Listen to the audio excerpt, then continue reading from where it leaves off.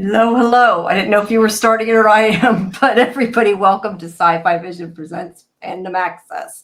We are here a different night since tomorrow is Christmas Eve and would not work out. We're going to have an early show tonight, and we have Silo and Dune Prophecy, and then Earth Abides, assuming Karen got time to watch it. I watched the first episode 4. I did not have time to watch episode 5. Okay, well, we can do episode 4. That works. Yeah, that works. And for anyone, oops, my thing isn't working. For anybody who wants to read it or not read it, watch it, I should say. I'm in the process. I ran out of time because I came here. I'm putting up the interview with Aaron. I don't know how you pronounce his name. Tveit, who plays the character of Charlie. And that'll be up a little bit after our show. I just have to post it. That's for Earth Abides, sorry. But yeah, so how are you guys? Good. Pretty good. Busy. I was gonna say, did you get everything done? I'm still wrapping. I'm like way behind. Oh yeah, I have a bunch of stuff to do, and I have like 12 people coming for dinner on Christmas Day, and have to like do a bunch of stuff getting ready for that tomorrow. So yeah, my dad is hosting, but my dad turned 93 yesterday. So who do you think is doing all the work? I was just gonna say your dad is hosting, but I feel like you're the hostess. Yeah. Yeah, right. So went to Costco today. Have to go to the Italian deli tomorrow. You guys know how it is. Yeah, so that's why we got an early show. Yeah, and if you are listening to us, we appreciate it. Please make sure that you take time to like and hit the subscribe button and the notification buttons for that matter. And you can check all the previous videos, of course, on our YouTube. And I think next week we're not going to be here because of New Year's. Taking a week off. Yes, but of course, on Sunday, I will be back for our From Deep Dive. And also Saturday is our watch party in Discord, which is why I've already stuck the link for Discord in the chat. I did something right on time this time. Woo! Yeah. But so if you haven't just subscribed to the Discord, please join us because it's going to be fun. And we enjoy doing our rewatch watch party each week. So that's on Saturday. All righty. Well, we're going to do Silo first, I guess. Yeah. Let's talk about Silo, which I just watched today, so it's fresh in my mind. But you guys talk first. AJ. What? How'd you like this episode, which was like 92% old Silo and 8% new Silo? Yeah, I think it was like 99.9% old Silo. Yeah.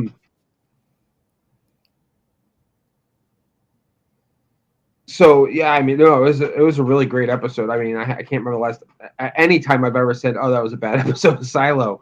You know, just so much inner workings and moving pieces, and you know, I mean, even like Sims and his wife, they've got their own thing going on, and Bernard is just coming apart at the seams, and the Down Unders, they're all, you know, working together and coming up with plans themselves. And I mean, the plan that Shirley and Knox had when they came up through the floor to flank them out, that was brilliant. I love it later though when the head security guy tells Bernard, he's like they only took 10 floors, and Bernard's like, "What's on floor 22?" Just off the top of your head, without looking at a map.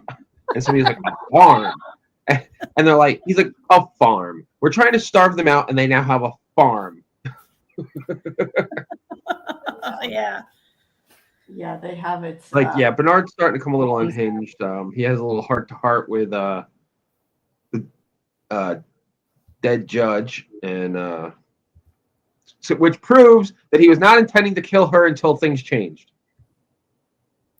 But you know, I don't know how I feel about the whole Shirley and Knox kiss. You kind of see it coming, but I don't know. I mean, you see it coming in that scene, but I'm not sure I've seen it coming until that scene. And that's what I'm saying. I would agree with that. I was a bit disappointed that the show went there. You know, I'm glad Ian Glenn is getting more things to do. He's coming a little more pivotal, and Billings is the best sheriff yet. I love what he says. He's like, he's like, I'm not doing it for this one, or this one. He's like, I'm doing the right thing because I'm the sheriff, Yeah. And and that was another great line from Bernard when he's like, I just lost the sheriff. He's like, oh shit. Basically, I mean, he didn't say that, but that's what he's thinking. What did you think, Jamie? Yeah, I liked it too. I actually watched 3/4 of this, I think, like not that long after our show last week, because I was like, is this the right episode? I forgot I had started it. I really liked this episode. I think it was good. I like that they're fighting back, and they're I mean, not that they weren't fighting back before, but that they're gaining ground, I guess, as they fight back would be the right way to say it. And that Billings, even if he's not helping our people for the sake of helping our people, that he is doing the right thing, which I appreciate. And it's nice to see people go against Bernard, especially when he don't expect it. But yeah, I kind of agree about the kiss. Like, I seen it coming in that scene. I didn't see anything before that. It didn't really bother me, but I mean, I'm kind of like take it or leave it. It's not really necessary. So, yeah, I mean, it was a pretty actiony episode. I like how they, tricked them and went up through the floor. I also thought, though, it would like the whole thing with what's his name, Sims, and his wife, how she had figured out what was going on, and she's like, it's only good for them to screw people if it's helping him. If it's going to hurt the whole silo, then she's like, we need to figure something out. But obviously it was too late. But I also like you said, that Ian, what's his name? Ian Glenn's character, I can never remember his name. That he had Dr. Lewis. Yeah, I enjoyed his conversation with Walker, and that they're kind of finally talking, and that was a good scene. I also, what was I going to say? I lost track. The couple things I did want to, and we can get more into too, but wanted to mention is, first of all, Billings, like, he's not shaking now. Do you think that's because he's not like stressed out as much because he's doing the right thing? Or do you think that maybe, I was kind of wondering if maybe the herbs they've been giving him were giving him the syndrome? Yeah, I wondered that too when she said that thing about the herbs. That's where I thought she was going with it. But then I wasn't so sure. No, the syndrome is like, they've been keeping it a secret all this time. The wife is giving him the herbs. Because that's fair. They're supposed to know that they've been trying to keep it secret that he had the syndrome up until recent episodes. So, I mean, I don't know, it's like he got some adrenaline and his body, and got excited and got passionate, and right. But who gave her the herbs? Like, it's something she did then on her own. Yeah. So it would be legit. Okay, because I was going to say, healer, right? She's like an herbalist, homeopath. Okay, so she would know. She wasn't it wasn't like somebody hiding what it was really for. Okay, that's what I was asking. Yeah, I didn't remember she was one that gave it to him. Yeah, I think it's kind of like maybe because he's not suppressing, I guess, the way he feels, and he's finally doing what he needs to do. I guess that's kind of the reason. But either way, he notices the change. And then, what's the other thing I was going to say? Shit. Oh, I know what I was going to say about Lucas. I was laughing when I watched this because I had not seen this when I talked to you guys. I hadn't watched ahead. But when I had said, I don't remember exactly what I said, but I remember we were talking about it. I was saying how he could trust him. And I said, maybe he'll make him his shadow. I didn't really think he would. Yes. But it happened. Seriously, from the minds to from minds to shadow. Yeah. Well, he knows. I think he feels like Lucas is the one person who won't screw him because he wants what he wants, and for obviously not for the right reasons, but enough that he knows he can trust him. Where somebody like Billings, who's a good guy, he couldn't trust. Not that Lucas isn't a good guy. I don't mean it like that, but I just meant Billings is doing what's right, and it's screwing up Bernard even more. So he had to find somebody. It's his emergency shadow. All that he says. Yeah. I mean, that's interesting, Jamie, that you think that he like. So it's not that he can trust Lucas because Lucas is so afraid of being sent to the mines he'll do anything. You can think he can trust Lucas because Lucas is seeking knowledge. That too. Yeah, I think it's both. I think Lucas is an idiot. Yeah, I think he needs to slow down with his cipher. But truthfully, I feel like he's scared. Yeah, but I kind of yeah, he does. But I kind of think that now that Bernard made him his shadow because he doesn't have anybody, I think that if Lucas does do what he's told, I mean, I don't think he will send him back to the mines. I would assume that he'll really keep him out. I mean, he may not. Bernard, you can't trust. It's not always easy to tell. But yeah, also he's saying he has the hots for Jules. Yeah, if Juliet comes back, it's going to screw up Bernard all over again. That's for sure. Yeah. So how about the idea that Bernard, I kind of felt like Bernard is making Lucas his shadow. Okay, so right before he makes him a shadow, Lucas is like solving the code, and he's like, well, I can't figure it out. And Bernard says, that's because you need to see, what did he say? The order, you need to see the atlas. He rules, basically. He basically says, like, you need to see, the rules or whatever, right? Yeah. I think could he just be swearing Lucas in as shadow because he needs to be the right level to see the secret book? And Bernard is such a stickler for the path. Yes. Stickler for the order. That's true. I hadn't thought of that. Yeah. Yeah, I think that's.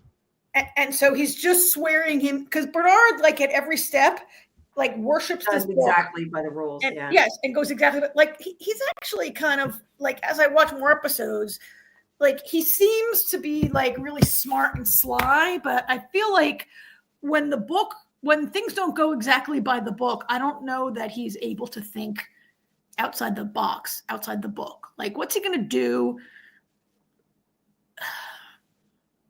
Like, he's so devoted to this book. So yeah, so I like, could that be why he's swearing him in his shadow? Because you have to be shadow or higher to see this particular book. Yeah, I hadn't even thought of that. And it's like, I guess I feel like he's right now the only person that Bernard can maybe get help from, though, because Sims is like pissed at him. He can't necessarily trust Sims. So who can he trust? I mean, he doesn't have anybody at this point, and I feel like he needs somebody. So it may end up helping Lucas in the end. He may keep his words to Lucas. He may not, but I feel like like who else is he going to get? Because he's screwed. He doesn't have Billings anymore either. Nobody is on Bernard's side, really. The only people that will help Bernard are people that are scared shitless of him. Yeah. Well, I mean, I'm not sure that. Lately, why is he doing so much to help decipher the letter? Well, first of all, because it's either decipher the letter or go to the mines. But as we said last week, also you were here last week. We were all of us talking about like, slow it down, Lucas. If you solve the code, you're going back to the mines, right? Oh. Like, why does he have to solve it on the first day? That's okay, because then we find out what it's all about sooner too. Yeah. Yeah. And yeah, it's definitely going to piss Sims off. Like, what is Sims? First, Sims doesn't get to be the shadow. He has to go to to be the judge, and then he finds out this prisoner guy is going to be the shadow. He's going to go insane, right? Yes, but well, think about how he was when he went for that. He went to go see Bernard, and there's Lucas, and he's like, "What the hell are you doing here?" Yeah. I mean, I think as soon as Lucas solves the Salvador Quinn letter, Bernard's going to invite him over for some like mushroom stroganoff, and yeah, don't go to dinner at Bernard's house ever. No. Don't drink tea when he makes it at your house either. Yeah. Yeah. Yeah, I thought it was. So I agree with you that guy. We're going to get into more of this, but I agree with you that I thought it was a pretty good episode, also. And the whole like Knox and Shirley routine. I mean, it was a great plan, but they were really forced into it because there was all that stuff going on about Bernard is really escalating this thing where the pact says that you should isolate mechanical. And turn the silo against them and blame them. And right? And I guess the idea is uniting the rest of the silo is good for stability or whatever. But yeah, so they send when they put rat poison in the food, although it's not clear to me, was Bernard behind that, or are the rest of the silo like so taking into their own hands now, right? Like, yeah, I think Bernard. It's absolutely Bernard was behind it. Well, Bernard's trying to starve them out, also, right? Yeah, exactly. So that's how you do it. I guess. And he keeps saying, like, all through the episode, he's like, oh, great, this is exactly what I wanted to happen. Oh, great, this is, like, exactly what the book says we should be doing or whatever. I kind of find it a little bit hard to believe that it actually says, like, you should try to starve everybody out and kill them. It might. It might. Well, no, it's not trying to kill them. It's the thought process is you starve them out and then they surrender. They capitulate. I mean, that's or that their own people turn them in. I mean, that's the age-old. I mean, they've been for centuries. I mean, think about all these medieval battles you hear about and everything. There's not there's a couple big battles in history, but most of them are sieges sitting outside, not letting trades come in. Yeah, that's even in the American Civil War, like the siege of Vicksburg, that Grant laid to siege for a long time and starved until they were like, I guess I just wonder, like, what's going to happen when things start to not be by the book? Because, and it's funny because I was reading, one of my favorite recappers is over at Vulture, and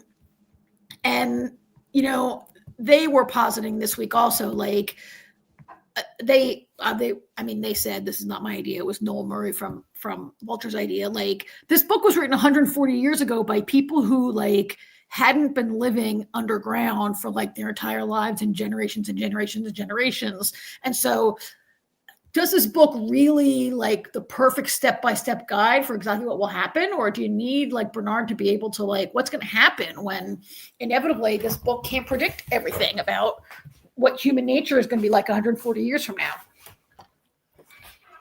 Right? Yeah. I think he'll freak out. He won't know what to do.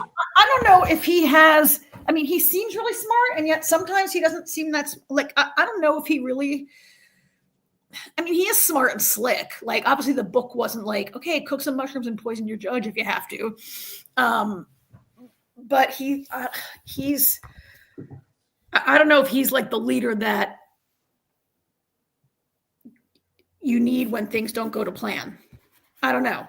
He seems like he's unraveling a little bit. I think that will continue once he doesn't have the ideas given to him. Yeah, I think so. All City says, like, he's definitely Bible-ish. Yeah, I mean, he's like super devoted to the pact of the Bible. And he does seem like he's unraveling a little bit. I agree with you, Jamie, right? And I mean, he's pretty, I don't have a picture of Camille by herself, but, like, how he came to Camille and he's like, Camille, why did you hide those guys in that apartment?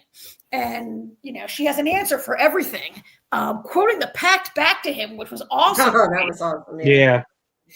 And then she's super Lady Macbeth in this scene that we're looking at, where now her husband, Robert, is, like, kind of freaking out about what to do. And she's like, if Bernard made a bad decision and he has to suffer for it, like, so be it. We can't save everybody from their bad decisions. And I was like, oh, you are a slick lady and you are good. Like, she's like, let's let it play out and see what happens with Bernard. And, like, maybe he'll fail and then there's a chance for us. But actually, one thing I didn't really like, the one line I really didn't like in this episode was when Robert replies to her and says, she says, oh, let people suffer for their mistake. And he's like, as long as our child, it's not our child or whatever, right? Which I thought was, like, not the best written or delivered line. And just a little, like, too, I don't know, a little too pointed and a little too, I don't know, like, I know these two are devoted to their family, but, like, he's not really, like, they're so ambitious that it felt just a little bit out of character almost for him to be like, what about our son? Like, Yeah, and and that's where she's, like, basically says it only works so far as it's not hurting the silo. That's what he says, right? Or wait, I thought it was what she says. Whatever, one of them says. Yeah, and it's like, I don't know that I even buy that they necessarily care about the whole silo. Like Bernard, I think it to some extent, as much as he does all the wrong things and does not care what happens to people, I think the silo as a whole he's trying to keep together. I mean, that seems to be his goal, even if it's for the wrong reasons. Where I feel like Sims and his wife, even more so, are more self-serving. So yeah, I'm not sure that bit of them sort of being like, well, maybe not. It didn't work quite as well. Like Bernard's willing to sacrifice a few people for the good of the entire silo, but these two, I think, are like, well, if 3,000 people died, but we ended up being the mayor, that'd be fine. Yeah. Right? And them suddenly, not doing what they were on point to do because it might hurt the silo is what, like you said, it didn't really, it didn't play as well, that part of it. Yeah.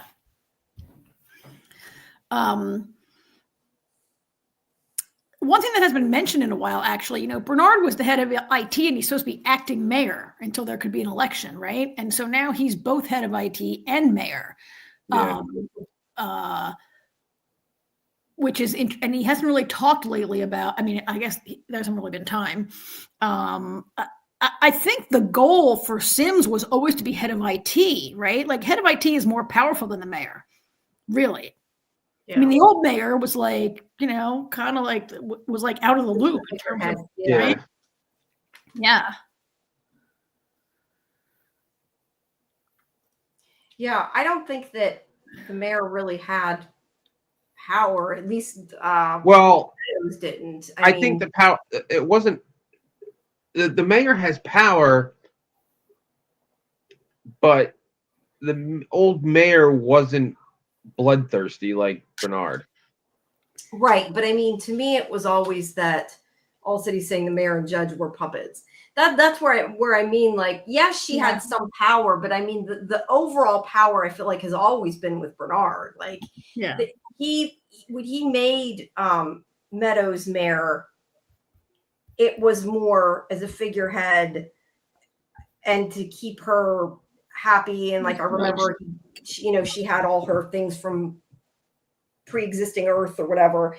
And I felt like a lot of it was just to sort of keep her out of the way, even almost, where it's really him that's controlling it. And now we're not there. So I guess it doesn't really matter one way or another. Does that make sense? Yeah. Well, the old mayor, Mayor Johns, remember they said she'd been mayor for like 40 straight years? Like she was reelected for like 40 years. And I think she may have had some power when she was mayor, but she also was more active in trying to protect the silo, I guess, than Meadows was. Meadows really didn't do a lot, which was Meadows was not mayor. Meadows was the judge. The judge. Or judge. I'm sorry. Totally different job than being the mayor. Yeah, I'm mixing up. Sorry. Yeah, she had a different job. But yeah, the mayor and the judge are. I mean, the mayor. That lady was mayor for 40 years, and I guess she had some power, but she seemed to just be like a nice figureheady kind of person, and she seemed to not really know. Everything that Bernard was up to, what IT's really up to, and all the secrets. She didn't have a bunch of relics in her apartment like Judge Meadows did, and I wonder if Judge Meadows would have really gotten away with that if she hadn't been the IT shadow. She was Bernard's shadow. She knew so much already. Like, and also, I think Bernard let her because he liked her too. But if you're just a normal person who became. And she was able to do her job as a heavy drinker.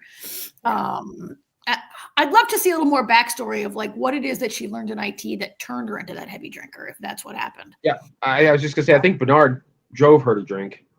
Yeah. There was something clearly she knew Bernard didn't know. That's what. Well, she knew about the book. She knew about the Salvador Quinn code that Bernard didn't know about. She did know more.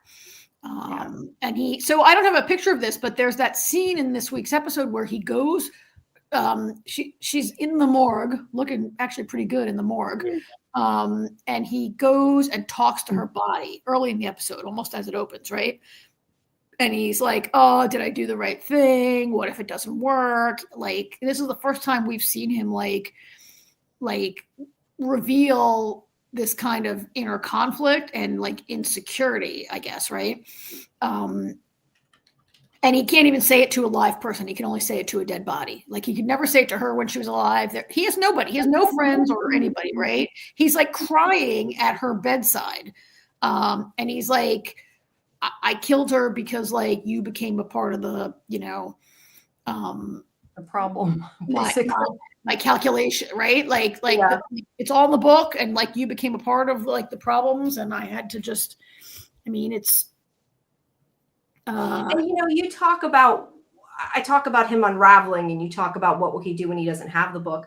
I think that he could have maybe fixed things if he had like went off book and used his brains. That he maybe could have fixed a lot of this. It was. I mean, I feel like the book is going to be his downfall eventually because he's doing things like I think that a lot of what he's doing is not the right choice, meaning morally right choice, just not the smart choice. Some of what he's done too.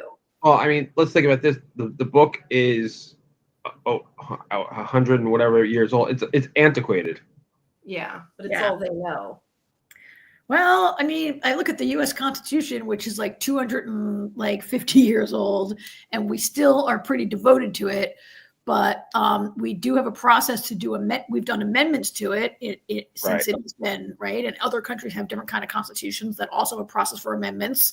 The pact doesn't have that, right? The pact has like a couple of secret cabal, the secret like intelligence running shit, right, and lying to everybody and keeping people. I mean, it's more like living in North Korea than in the. Well, that's the thing too. Is the pact is. It's not for the people. It's for those in power. Yeah. Yeah. No. Yeah. And like people in power, they always say we're keeping power because it's good for everybody else, but it's just good for them, right? Yeah. It's better for all of us if you like don't read and you don't know anything. No, it's so that you can like go against us. It's so that you can have your power. Yeah. So he's really he also has this problem where he like when you keep people down all the time, like he doesn't have any lieutenants or generals. He's got Sims, and then he's got a bunch of like red shirt minions who like can't think or do anything, and that's why they keep getting outfought by Shirley and Knox. Like that scene you guys both alluded to earlier, where Shirley has this plan that it's like, what if the barricade got moved to level 120? And they make this plan, and because they actually have tools and know how to use them, the plan goes kind of perfectly, right? And it comes, as you said, to Bernard to be like, oh, what's on level 122, you guys? Oh yeah, the farm. We're trying to start them, and now they have a farm. Yeah, I think. And I feel like everybody else is like so dumb. How is it that nobody on those stairs, including Camille, was like, "Holy shit! Do not let them get above to 122 where the farm is." Like, I think at that point it was too late. Anyway, it was too late. Well, yeah, and they got flanked from above and below. Yeah. Yeah. But I feel like nobody's really so Billings is smart, right? And Hank is like a little smart. Yeah, I like their scenes together though. I do appreciate it together. How'd you guys like all that business with George and everything that Billings went through this week? George is the terrorist guy that Nichols had to take the bullet out of. Yeah. No, he's not. That's not George. No, what's his name? Patrick? His name is not George. Patrick? What's that guy's name? That guy. We know you're talking. But his name ain't George. George is Juliet's ex that jumped. Juliet's ex. Yes. George is Juliet's dead ex. The guy with the bullet in his which I tell you, one thing that didn't ring true to me was when Nichols, we see Nichols taking out the bullet, right? And he says to this guy whoever he is, he says, oh, like he takes a bullet out and you can see that he only like digs like 1 inch into his chest and gets the bullet out. And then he says, oh, it didn't get into your lung. You're lucky. And I'm like, it didn't go anywhere near as long. It barely seems to be like 1 inch into his chest. Like, what are you talking about? It was more near his shoulder than his. Right? Yeah. Yeah. Yeah. I mean, I thought all that was kind of really good because it's about like, it's part of Billings' like realization of what he's been a part of, right? And having to really face like, what are you going to believe in and what are you going to do, if anything? Because he's been such a by the book guy, right? And he really, so I think that guy's name is Patrick, by the way. I just looked it up. That guy's name is definitely Patrick. And I like that whole thing with him in Billings was very like I didn't believe for 1 second that Billings was going to torture Patrick, but all he had to do was slam the chair down, and Patrick's like, okay, fine, whatever, I'll tell you everything, right?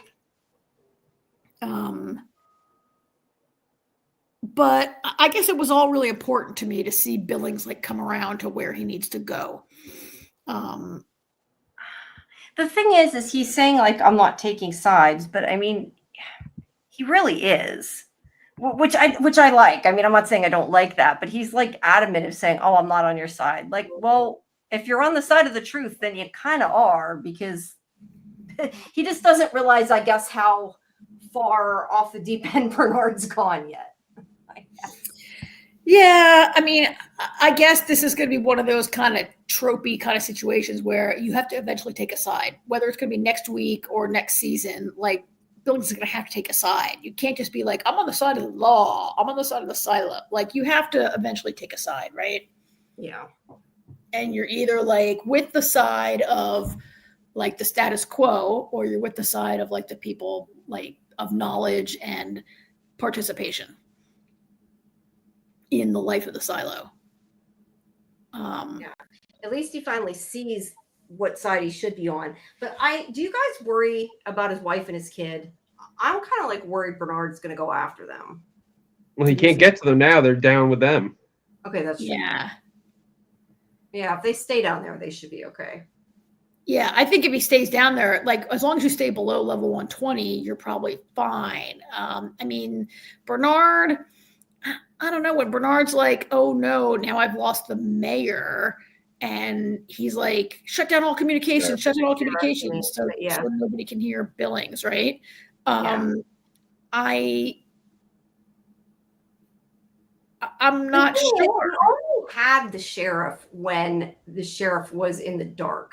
Like I don't think the sheriff was ever like Bernard's man. You know what I mean? Like, he was only doing what Bernard said because he believed in what he said. So it's Bernard's own fault. It wasn't like he's going against Bernard. I mean, like he said, he's just going by what's right. So yeah.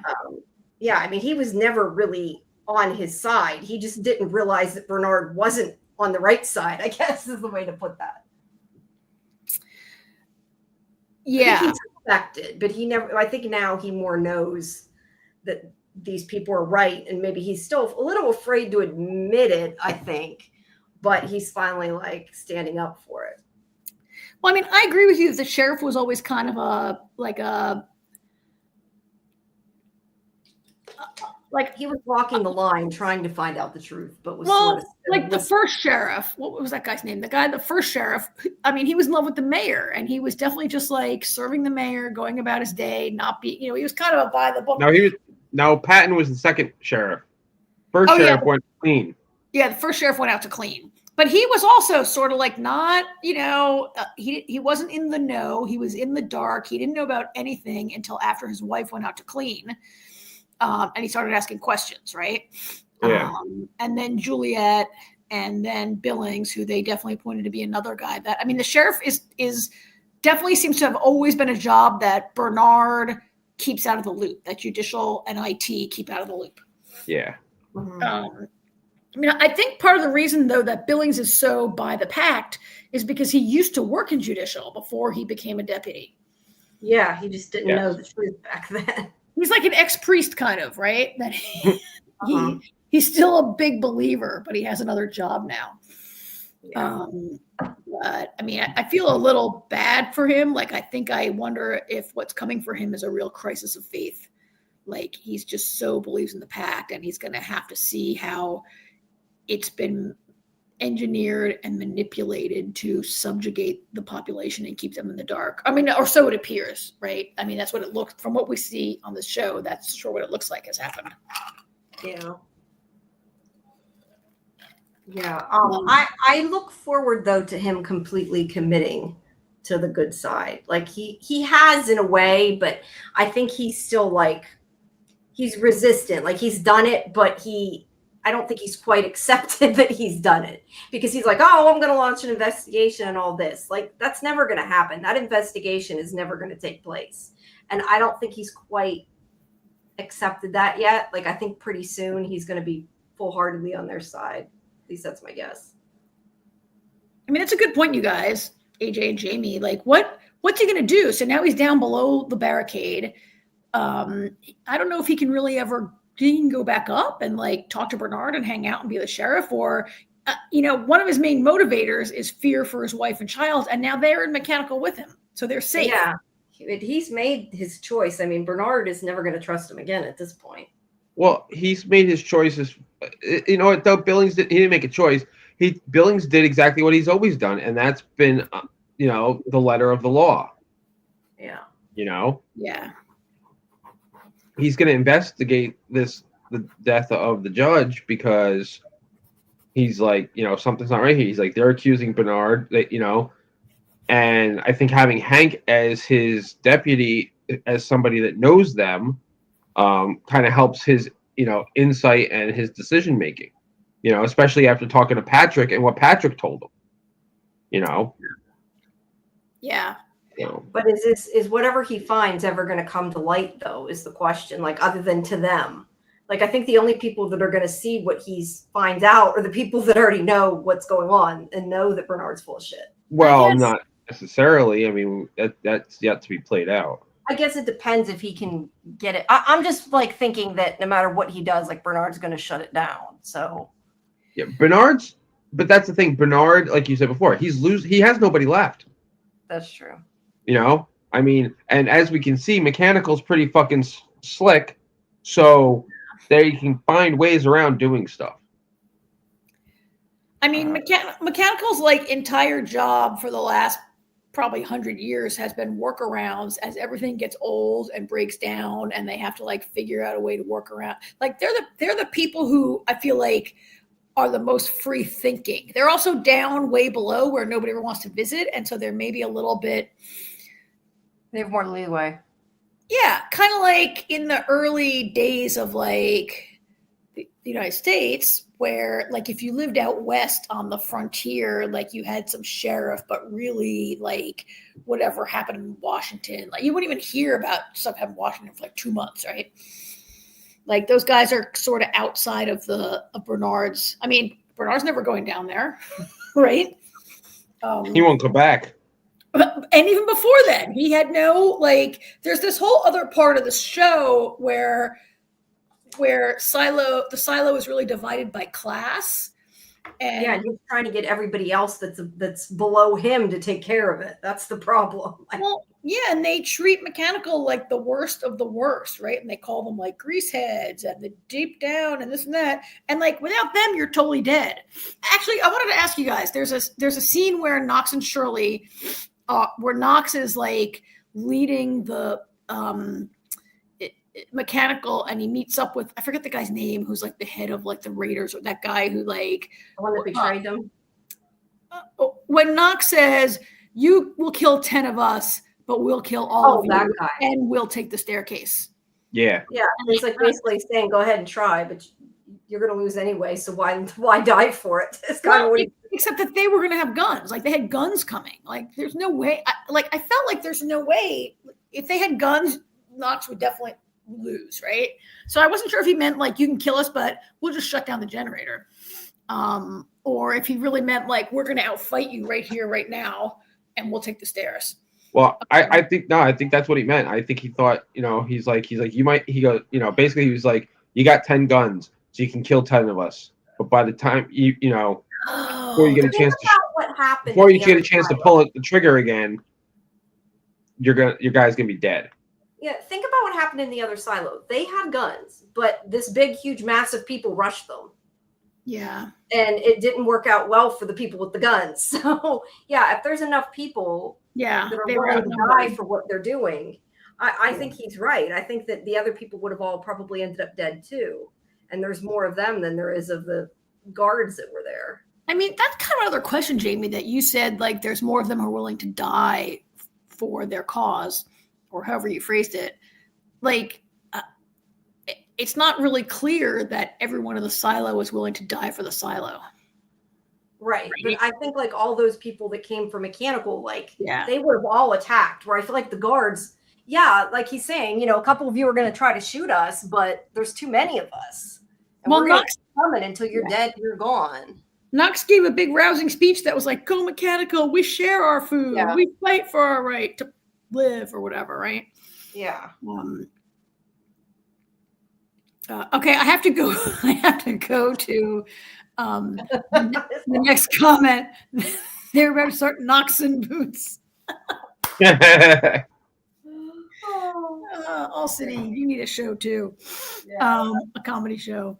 But yeah, it's too effing far. That's why nobody's going to come down there, and that's why they've been like left to their own devices a little bit, and they become so strong. Does it seem like they're traveling too fast? Because I thought about how I know we keep calling him Ian Glenn, the doctor, how he like made it down to Walker that quick. Like it seems like they're forgetting how far of a distance this place is supposed to be. They've kind of played a little loose with that this season. Do you feel like that? Well, walking downstairs is always faster than walking upstairs. But I just feel like they've kind of, I mean, I get that they have to for the story, but before it was always like it took, a day to make like a full trek or whatever. And these people are kind of going pretty fast. They are. Yeah. So, I mean, the action that we saw on the stairs took place around like the teens up to 120, right? Or I don't know how far, but up to 120. But yeah, like Patrick is way down in the bottom, right? And Nichols has to go way down to the bottom. And I mean, we've talked about this before. 140 years, no elevator, not even like a rope swing to go up. Like there's just nothing, right? But I mean, I assume that's in the pact that you can never have any kind of thing like that because that would make it so people could revolt easier, I think, is the problem with that. And you want them stratified, right? You want like a big class divide going on. So, I mean, I guess does that cover pretty much everything that happened in Silo 8? Yeah. 18, Silo 1. Can I just call it Silo 1, the first Silo? I can never remember which is which, so that's 18. fine. Silo 18. So we had a very brief Solo and Juliet interaction, but kind of important. I don't blame him. I'm sorry. Like, although I do think he acted more rational this one, and he seems to be acting more with it, I guess, right now. But I totally don't blame him. I mean, he's like, those people are probably going to be dead anyway, and I don't want to die, so you help me and I'll help you, and then you can do whatever you want. Like, I don't blame him. I think like a lot of people would do what he's doing. He's not hurting her or anything. In fact, he helped her. He, bandaged her up and everything else. And I think that if she does what he wants, he'll give her the helmet like he says he will. I don't know. How do you guys feel? AJ? I'm kind of glad that they kind of skipped the whole thing with her being out of action. With a fever from her infection. And then he's like, I cured you. Hey, yay, let's move on with the story. we don't need hallucinations. We know Karen won't like that. I'm just teasing. Yeah, I didn't want to see any fever-induced hallucinations. I had a whole hour and a half of hallucinations every time I watched Dune. Because I feel like I'm hallucinating. But so Jamie, I agree with you on a certain level that I don't blame Solo either, because I don't want to get flooded out of my house and die in 9 months. And this is the only chance he has to get it fixed and whatever, right? But and he's helped her up to this point. It's only now that he knows she can help him. He wants a little back. Here's where I'm going to diverge with you a little bit, because he only helps her with little tiny bits of information that he doles out a little bit of a time. He compels her. It's not the first time he's compelled her. He's like, you have to fix the harmonium. You do this, you do that. He has a whole bunch of food in a nice, dry, safe space that he won't let her come in. He screamed in her face like you wouldn't believe last week. He's not exactly like, I'm super helpful, but now it's time for you to help me. You're right. But let me ask you, do you think that those things were on purpose? I feel like some of that is kind of his neuroses, and that he doesn't know how to behave in a way, and like he's scared. He's been living there alone. I don't think he's purposely not giving her information and withholding it. I think he's just sort of still acclimated to talking to somebody. I don't know. Absolutely purposely withholding information, such as who he really is. Well, that maybe, but I mean the other stuff that he's telling, like when he asked her to fix the things, like he sort of goes off in a tangent sometimes where I think he forgets what he was talking about. So, okay, fair enough. But if I'm dealing with a person who, like, it doesn't mean that I have to do what that person wants me to do. I mean, Juliet's not wrong that there are 10,000 people in her silo who might be at risk. And oh yeah, I totally agree with you. One person in his silo, and he has at least 9 months. Like, right, she can come back again. I guess I'm looking at it from his point of view. If she leaves, there's no way she's coming back, and he doesn't want to die. So why should he care about the other people from her silo? All the people he knows is dead. And I'm not saying that's the right way to be. I'm just saying, like, I can see it from that point of view, because she's not going to come back. If she goes, she's never coming back. I guess if you in your lifetime saw 10,000 people die and you thought you were the last man, like, on Earth or whatever, and then you learned there were 10,000 people next door, maybe you would care about them and not condemn them to death so that you could continue to live alone until you just croak. I think it depends how selfish you are.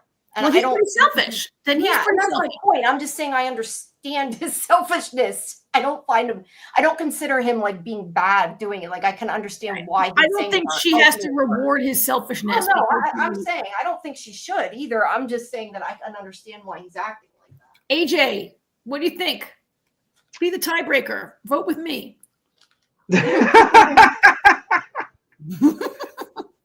While I understand his motivation, she's right. I mean, it's the needs of the many outweigh the needs of the few. Yeah. Yeah. And Ken Allcity has pointed out, how did he just make her antibiotics? Like, he's like, oh, good thing those antibiotics worked. I just made them not long ago. Which I listen, until we see the inside of his room, until we see the inside of the vault, he can do whatever he wants. It's all in there. Yeah, I tend to think, though, he had antibiotics. I know he said he made them, but I don't know about that part.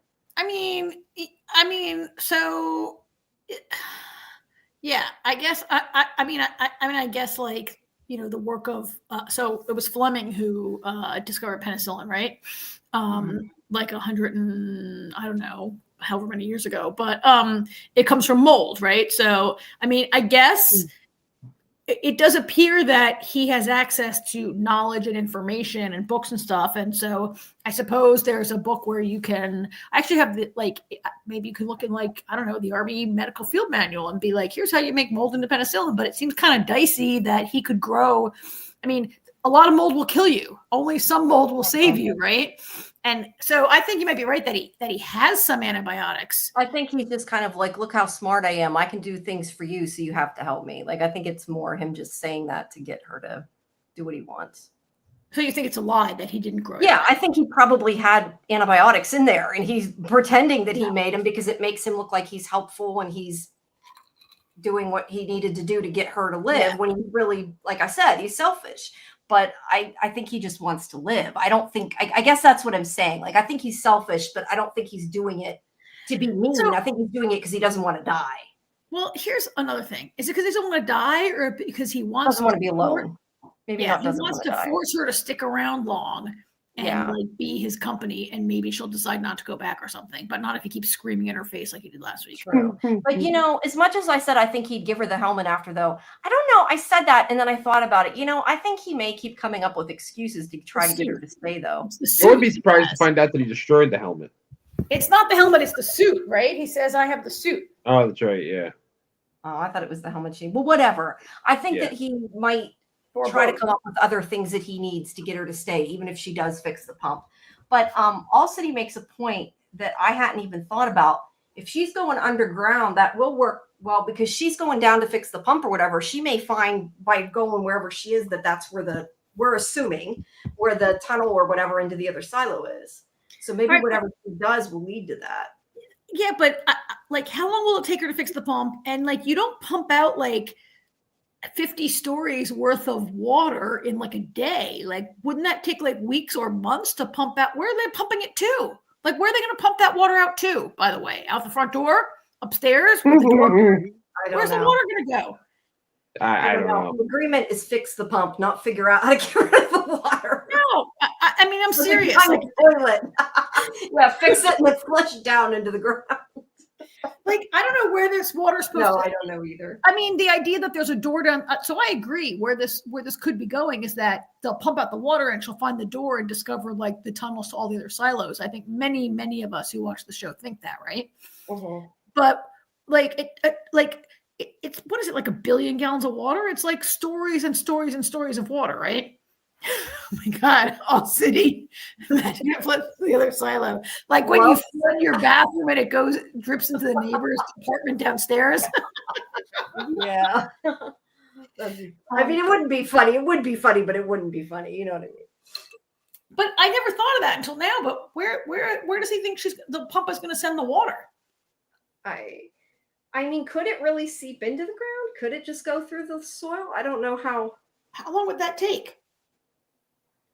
Well, I don't know. I mean, how fast can water flow? I'm thinking of like if you think back to Dune, and I know we aren't talking about that yet, but when like they flushed that whole pit to get the water out, like it goes through the dam and that's how they see where the bodies are because it's opened up. Yeah. Like, yeah, I mean, could it really flush it out? Probably not. Will it? Because it's a TV show, maybe. So, I mean, because they're already underground, and so where does that? I mean, I guess maybe the idea is that there was a previous pumping system that was part of the silo when it was built, and there is a place for it to go, and it doesn't really matter. They just got to get it working, and it will pump it to the center of the earth or wherever it goes. I don't know. Well, I guess the other thing is it how many months did he say he has? 9 months. Whatever months were left. They have that long for the pump to work. He's just got to get to go down so it doesn't eventually rise to the level he's at. I mean, they don't necessarily even need to get rid of all the water. No, they need to get rid of all the water if they are to find a secret door that goes. Right. But hey,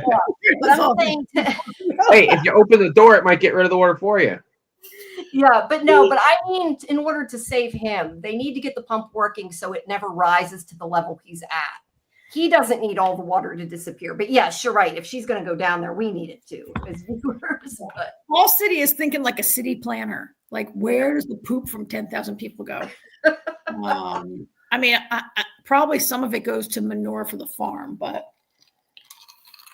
like on Snowpiercer, didn't the poop and all the dead bodies go to AgSec?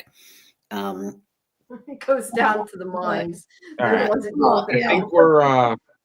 think we're starting to belabor the. All right. So probably move on. Okay, you want to move on and talk about Dune since we've been at this for. We're going in circles on the same matter, same subject here. Right. I guess once you start talking about poop, it's time to move on. Although I hope we do get some insight on the sewage system. Hopefully. But all right, let's move on and take Dune because that was the season finale, and there's probably a bunch that we need to talk about in this whacked out show. So I gotta say, there were probably at least 3 or 4 times in this episode that I was like, "Oh, that could be the ending. Oh, that could be the ending. Yeah. Oh, that could be the ending." Right? Yeah. They took away. There it is. They redid the dashboard, and I can't figure out what's going on here. Yeah, there were multiple times where I was like, "Oh, what's going on? Like, couldn't that be the end? Couldn't that be the end? Couldn't that be the end?" And then there was more and more and more. And I didn't really. I mean, what came was good, but there were like numerous natural ending points. Don't you think? Yeah. And I mean, the ending point they chose is obviously a cliffhanger. Well, yeah, it's been renewed. Oh, has it? Yeah, okay. Yeah, it got renewed. Yeah, I paused to catch your breath a few times. It was thrilling. It was pretty thrilling, and like any good season finale, there were deaths that were meaningful and are going to resonate. There were people that almost died. There were revelations. There was a bunch of crazy shit that I don't understand at all going on, and so I guess there are two main storylines. You want to take the sisterhood, or you want to take the empire first? Sisterhood. I think that's less of a story. I think all right, let's take the sisterhood first. So most of that really happens under Tula's watch, right? Like while Valia's off doing all this empire, like blah blah. There's like it's all happening. Tula wasn't watching though. No, Tula didn't see anything that was going on. Tula wasn't watching. I actually deleted most of my pictures of Tula, and there weren't that many. Like this was so much of the sisterhood storyline was so revealing that HBO didn't provide a lot of photos of it, because like every scene with the sisterhood, you're like, oh my god, like more is going on, right? How did you? My question is how you felt about Dorothea coming back. I don't know that I really like that part of the storyline as much as some of the other things, and I'm not sure why, but like it kind of irritated me a little bit. Like all these different, I mean, we already had before all her ancestors came through, and it's like now she's somebody else again. I don't know. I'm not sure how I feel about it and why it irritated me, but it kind of did.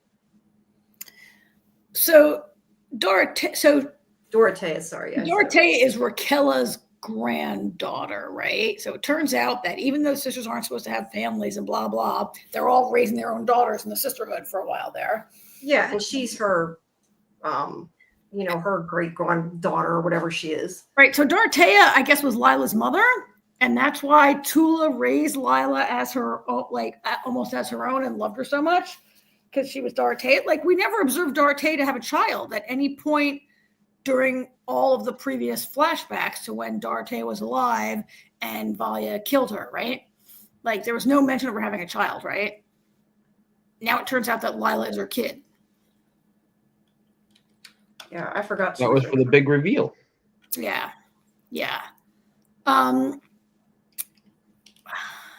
This has gone so far from like at the beginning of the season when we were like, oh, is Lila the one who was born twice, once in fire and once in spice, right? She did get spice possessed. Is she her daughter or just her ancestor?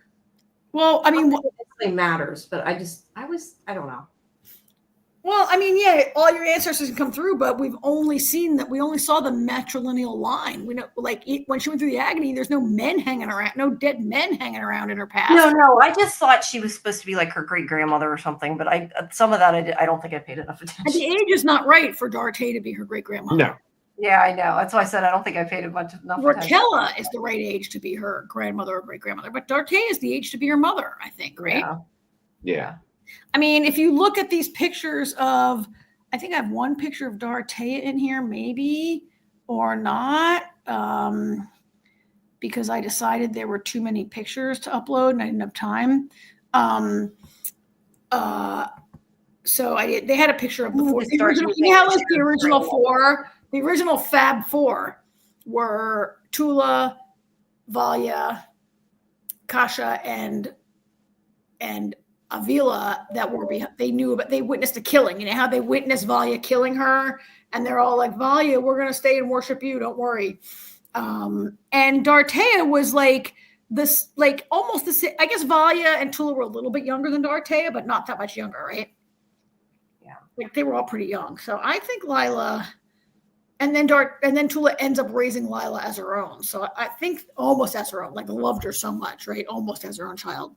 So I think Dorothea must have been her mother. But anyway, she's some immediate, direct, at the most her grandmother, but I think her mother. So I'm not sure I loved. So anyway, Jamie, we're going back to your question. How did we like that? Did we love that? I didn't love it at first, but I loved the way it kind of played out by the end of it, where the only way that whole reveal could come out was if Dorothea came through, right? Right. Now, you said Sister Avila. Is that the older woman? Yeah, the older lady with the white hair, who was the only one left alive, who was like, "Yes, I will follow you, Valia." Right, because you're skipping Francesca. That's why I was asking, because there was Francesca. Yep, Francesca was one of the original. Actually, yeah. Yeah, Francesca was one of the original like trio, right? And I think All City has a good point that maybe that's why it irritated me. I don't know. They trust let her. I mean, it was bad enough like she got out because she tied her down, but Sister Jen's an idiot. They're all just listening to her and doing exactly what she says. Well, and believing everything she says. Has there ever been any person ever in restraint that was like, "Please loosen them. It's hurting me." Yeah. And then some idiot goes for it and ends up dead. It always happens that way, right? I mean, Jen didn't broken thumbs instead. Jen didn't end up dead, but I was like, oh, this is going to be just like Terminator 2, where Linda Hamilton like gets out of her restraints and escapes, or like pretty much every show ever where someone is restrained and they're like, "Oh, it's hurting my wrist. Please just loosen them a little bit." And Sister Jen, the big dummy, actually, so one thing has bothered me about this episode. Sister Jen is the only one who hasn't had the dream yet, right? And that is left totally unexplored in this whole season. Yeah. Yeah. And we said before maybe she wasn't a true believer, but I don't know that there might be more to it, I feel like. She's a true believer in her BFF Lila, who she like believes, or BFF Dorothea, who she believes, right? But she's not I don't know what's up with Jen. Like, I don't know why they didn't explore that. Is she just a dud? And if she's a dud, why hasn't Valia kicked her out yet? But I agree, they followed her way too easy, but I think it paid off because like all this wild shit happens with the sisterhood, right? And I kind of loved that all this is coming back to bite Valia in the ass, and she's not even there to know that it's happening. Yeah, she's not going to be happy when she comes home. No. I don't know. AJ, did you like that part of the storyline? I mean, it's classic. I mean, you got to have an idiot to make something happen. Yeah. Yeah, and Jen is the idiot who, at least she's strong enough to break or dislocate her own thumb so she can slide herself, which begs the question, why couldn't Lila just get her skinny little, scrawny little wrists right out of there also, right? Because she doesn't have those skills. Really? I guess Theodosia doesn't. Yeah, I guess she has the skills. Jen has the skill that she's able to do that and break free. She didn't want to break her thumbs. I want to go to bed. So this is really Tula's mess, right? Like Tula, Tula. Was it Tula or Valia who wanted? It was Valia who wanted her to go through the agony, right? It was Tula didn't want her to, but she finally agreed. And really, sending her through the agony is what set this all in motion. So it's Valia's fault for that. But then Tula like saving her life. Yeah, Tula like saves her life, and it turns out that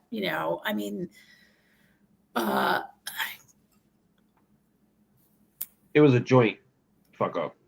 Yeah, that's fair. Yeah, it was a joint fuck up. There was a sisterly grew up there. Yeah.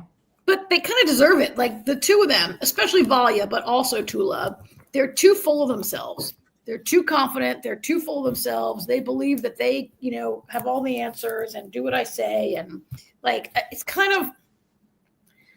I'm kind of glad to see this happen to them. Not glad. It's kind of satisfying to see this happen to them, right? Yeah. The truth is finally out in the open. The truth is finally out there. I mean, the thing is I kind of wonder, like, who's to say if they had actually told the Alkalites more of the truth, that they may not have even been okay with it originally, because they kind of like listened to everything they said. I mean, they've explained to them, the sisterhood's the most important. I wonder if they had told them, it would have worked out differently. I mean, Theodosia was never going to go along with it, right? Wait, So- Theodosia's the one that shapeshifts. Oh no! Oh, Theodosia. No, Dorothea was never going to go along with it. Dorothea. Wait, no. I mean, if they had told the acolytes what they did to Dorothea, like they may have, they may not have turned. I don't want to say they turned on him exactly because nothing happened yet because she never came back yet. But they're like siding with Dorothea, and I'm just saying, like, if maybe they had told the true history of what had happened and explained why they killed her and everything, that maybe they would have. Yeah, that would not have helped their situation. It wouldn't have helped it, but I feel like maybe the acolytes would have, I don't know, still followed them. Some of them would have, but maybe I completely disagree with that. Yes. I mean, it got so much worse when Valia was like, okay, choose. And like basically makes true. They were the only ones that survived were those 5. So I guess makes them all kill themselves, right? She's like, choose or die. And choose pretty rough that they all chose to die. Yeah, that's what I mean. If they did, I guess probably the acolytes probably would have done the same thing. I guess, but you know, she's a truth teller, and if you don't believe, you don't believe, right? Like, now, here's my question. There's no escape. You can't lie and say, okay, I'll follow you until I can escape. So we went from having the voice as being uncommon to all of a sudden all 4 of them can do it. Yeah, I thought she taught them. Did Valia teach them or something? Yeah, I think that's what I got out of it. There was a scene a couple episodes ago when they were young girls and Valia does it for the first time and she makes the one slap the other one in the face. Yeah. Right? Is that what they do? And they go, oh my God, can you teach us? They're like the mean girls taking over the school. Oh yeah, they're absolutely the mean girls. But when Valia does that, they do say, oh, can you teach us? Can you teach us? I don't remember them saying that to her. Okay. Don't they say that, Jamie? Also, yeah, I think so. Am I remembering that wrong? That's how I took it, yeah. And so I guess she taught them, and maybe she taught Tula, or maybe because she and Tula are sisters, they have similar. Nah, I think she taught Tula. I don't think Tula had it before that. Has Tula used the voice before, or no? That was first time. Yeah, because was it the intense emotion of being asked to kill her, of Valia being about to. Was she going to kill? Well, no, I mean Tula did use it that day. Yeah, when they killed Dorothea's followers. Oh yeah. But I don't think she's used it since. If that's what you're asking. Yeah, because she's sort of like the little mousy obeyer of her sister. But I guess I guess the point of the last scene was that she's willing to do just as bad stuff too, and she is like her sister. She just wasn't willing to do it to her son. I mean, when she used the voice to like she was saying, I'm just like you. And I think I kind of felt like, even though she didn't say it, I kind of felt like she was protecting him from herself as well, because she knew that she was just as bad as Valia in a way. Yes. Yeah, I mean, you know, everything up to now, everything's been pretty much conveyed and given to us that Valia is really the more evil, lack of a better word, evil one here. Yeah. And you know, you kind of feel for Tula and everything leading up to this, but Tula kind of puts it out there that I'm no better than you or worse than you. Like, we're the same. Like, I made these decisions. I did these things of my own free will. You know. As Alcides pointing out, she did poison like every person in House Atreides. Yeah. She just felt bad about it. That's the difference. She's like, oh, I feel bad about killing these 50 people, but I'm going to do it anyway because my sister wants me to. Yeah. I mean, I guess there's a little bit of difference because I feel like, you know, Valia is like so Valia's addictive. That's the difference, I think. Like, she seems to sometimes enjoy it. At least I feel like she does. Well, I think, you know, Valia's motivation is not, I mean, she's still like, you're right. She's like ambitious and bitter and resentful and wants to like control the universe. Whereas Tula is sort of a little bit of a follower and also more of a believer, maybe, right? Hey, still the sage. But I mean, you're right, AJ. This was the scene where like Tula was like, "No, audience, I'm not just a little wimpy follower of my sister. I'm also a bad person." Yeah. And she like did it because she wanted to do it, I guess, is kind of the point. Yeah. Except Valia doesn't think she's a bad person. Valia thinks Valia's a good person. No, I mean Tula. I meant Tula. No, Tula is like, we're both bad people. Right. That's what I mean. She's saying I did it because I chose to, not because I felt like I had to, because you told me to, type of thing. Yeah. All right. Whereas Valia's like, everything I think is right and just do it and believe me. Exactly. Yeah. So, all right. Well, let's go back to what happens with this poor sap and his entire family. Bad for him. Like, he is a sap, you're right, but I still felt bad for him in this episode. I think it's okay to feel sorry for a sap, don't you, AJ? Do you think? I mean, I feel saps. It depends. It depends. I especially felt sorry when Vaya's like, "You're a sap. We made you a sap. We picked you because you're a sap." And you were doing everything we told you from the beginning, you idiot. Yeah. Yeah. Oh yeah, nobody loves you either. That's kind of what she said. Oh, when she's like, "Did you really think Francesca loved you? You were an assignment." Which clearly she did.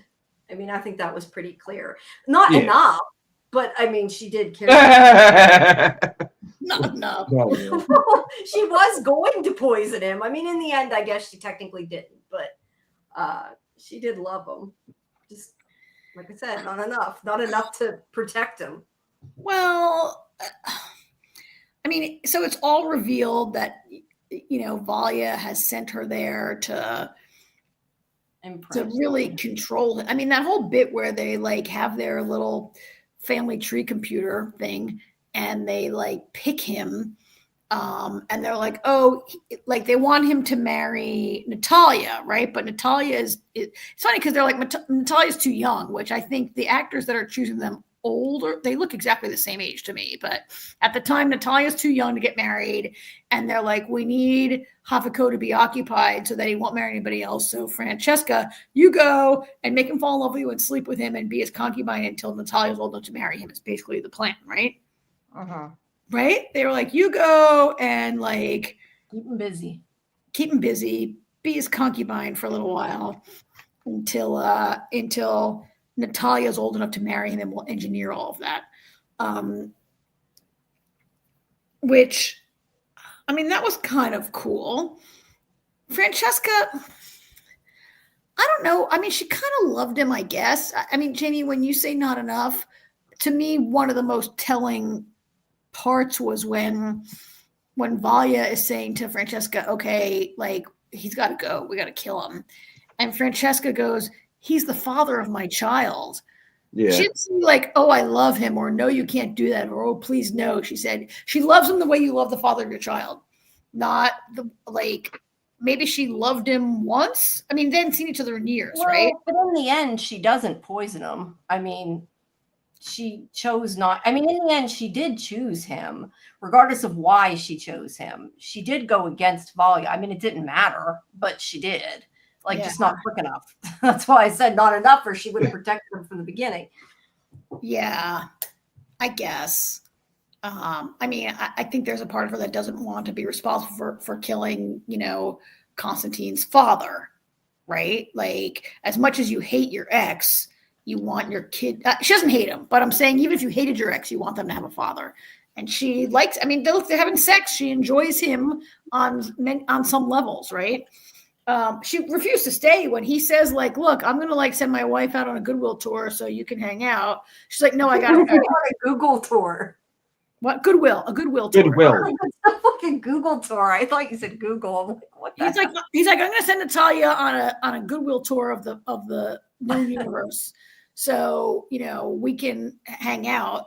And Francesca's like, no, I got to go. I got stuff to do. I have another assignment. I got to go. Like she wasn't, I guess, Jamie, you said it best. I kind of wondered, though, if that was maybe because it was painful for her because she couldn't keep doing it, I guess. I don't know. I just kind of wondered, like, if maybe that I mean, Molly wouldn't let her, but I think you're right. She loved him, just not enough. Yeah, but I think she wanted to stay with him. I just think she knew that she wouldn't let her. I mean, he's kind of a doofus, but whatever. He is. Yeah, I'm not saying he's not.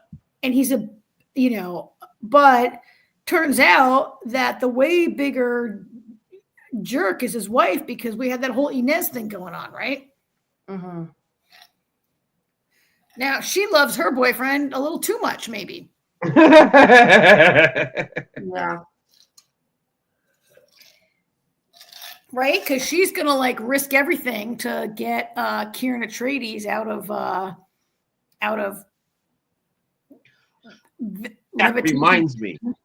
Yeah. So something dawned on me in this episode.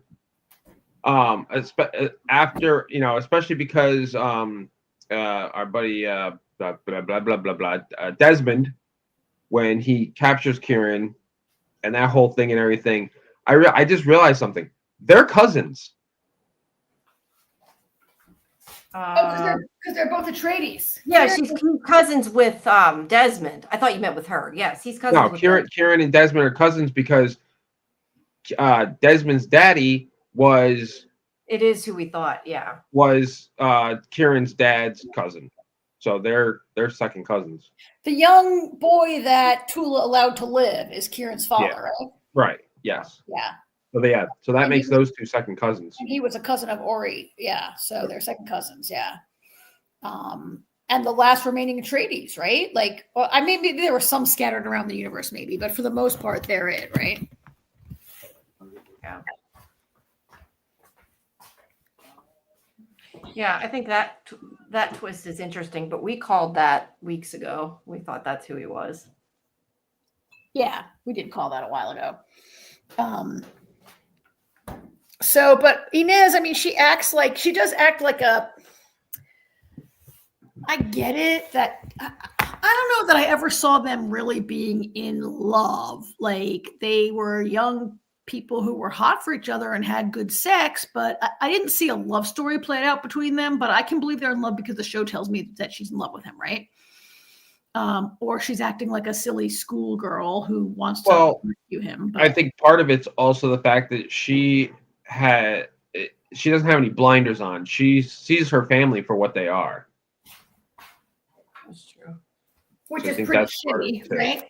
Well, yeah. I mean, she has seen her father for what he is for a while, and then she goes to save Kieran and gets like the shock of her life when her mother shows up. Right? I was gonna say her mother's worse. Yeah. Because at least her father's like, you can't arrest her daughter.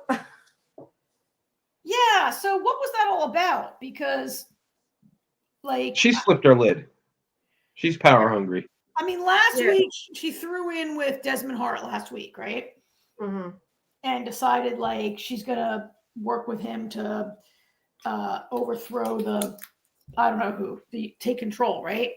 But for her to like have the daughter arrested because she's trying to save the boyfriend, she's awful. Well, and Havako was still alive then. It wasn't like she was really able. It's not like she's trying to seize the throne yet, because Havako was alive. So having Inez arrested, I'm not really sure where. Well, I mean, they were already planning to usurp him. They just were going to keep him as a puppet. But she was already going to be the ruler. I mean, that was evident with what happened in the episode. Just not literally. That Natalia was planning to be the ruler. Yeah, because they were telling him, you do what we say. Although why she trusts Desmond is beyond me, because it's clear, and we've said this before, that Desmond is for what's good for the throne. So it doesn't matter who it is. If you disagree with what he says, he's going to try to kill you, which is basically what was happening with, what's his name? Havako. Okay. Havako. His name. It's like Spanish. The J is a H. I just couldn't remember what it was. I know, their names are hard. So I feel like this was all leading up. Like Valia was planning this all along, because Valia shows up with Sister Theodosia in this episode. Valia had a lot of this planned all along. She just kind of pivoted in how she did it. Yeah. Yeah. And so she brings Theodosia in and says, Doja, I need you to like. Doja, is that her nickname? I had a really good friend in college whose name was Theodosia, and she went by Doja, and we still. Oh, okay. I figured that was the name for the show. I didn't realize that. No, it's my friend Doja is from part of, I think, the Slavic. I mean, she's American, but I think her family's from like the Slavic countries or whatever. And so she goes by Doja. And so she's like, Doja, can you, they do the switch, the body switch or whatever. Yeah. And,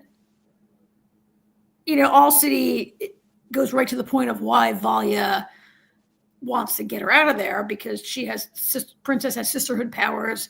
Then she's running with Mother Superior. She's really tapped in with the sisterhood. Yeah. I mean, they wanted her from the beginning to be the ruler. I mean, that was the ultimate plan, get her to be the Empress. Yeah. Mm-hmm. But I think talking about her boyfriend hates the sisterhood.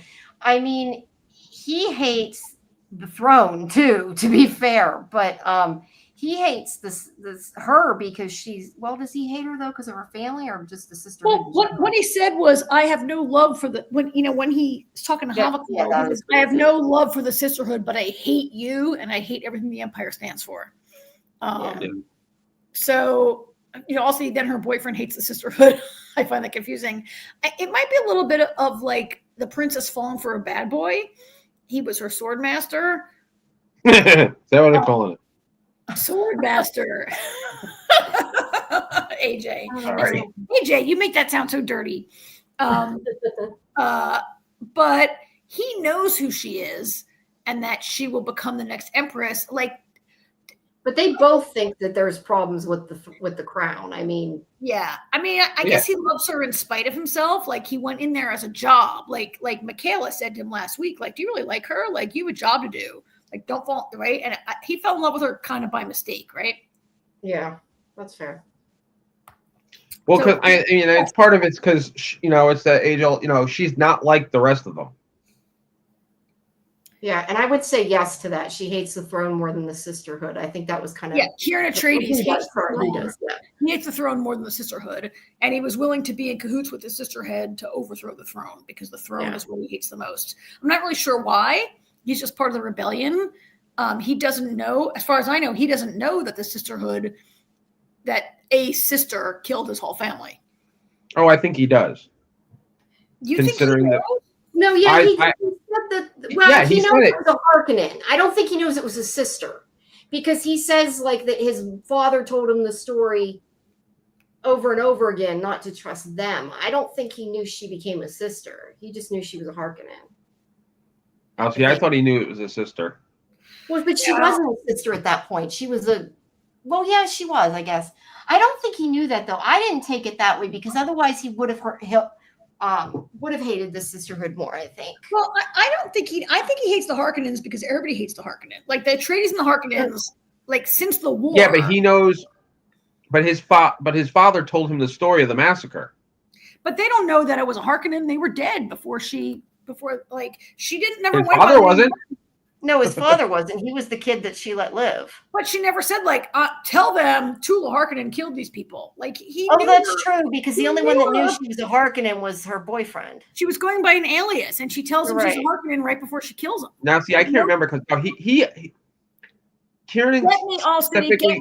Nobody knew she was a Harkonnen, right? Kieran specifically says something in the bar the one day when he's talking to his buddy there. But everybody in the universe scorns the Harkonnens.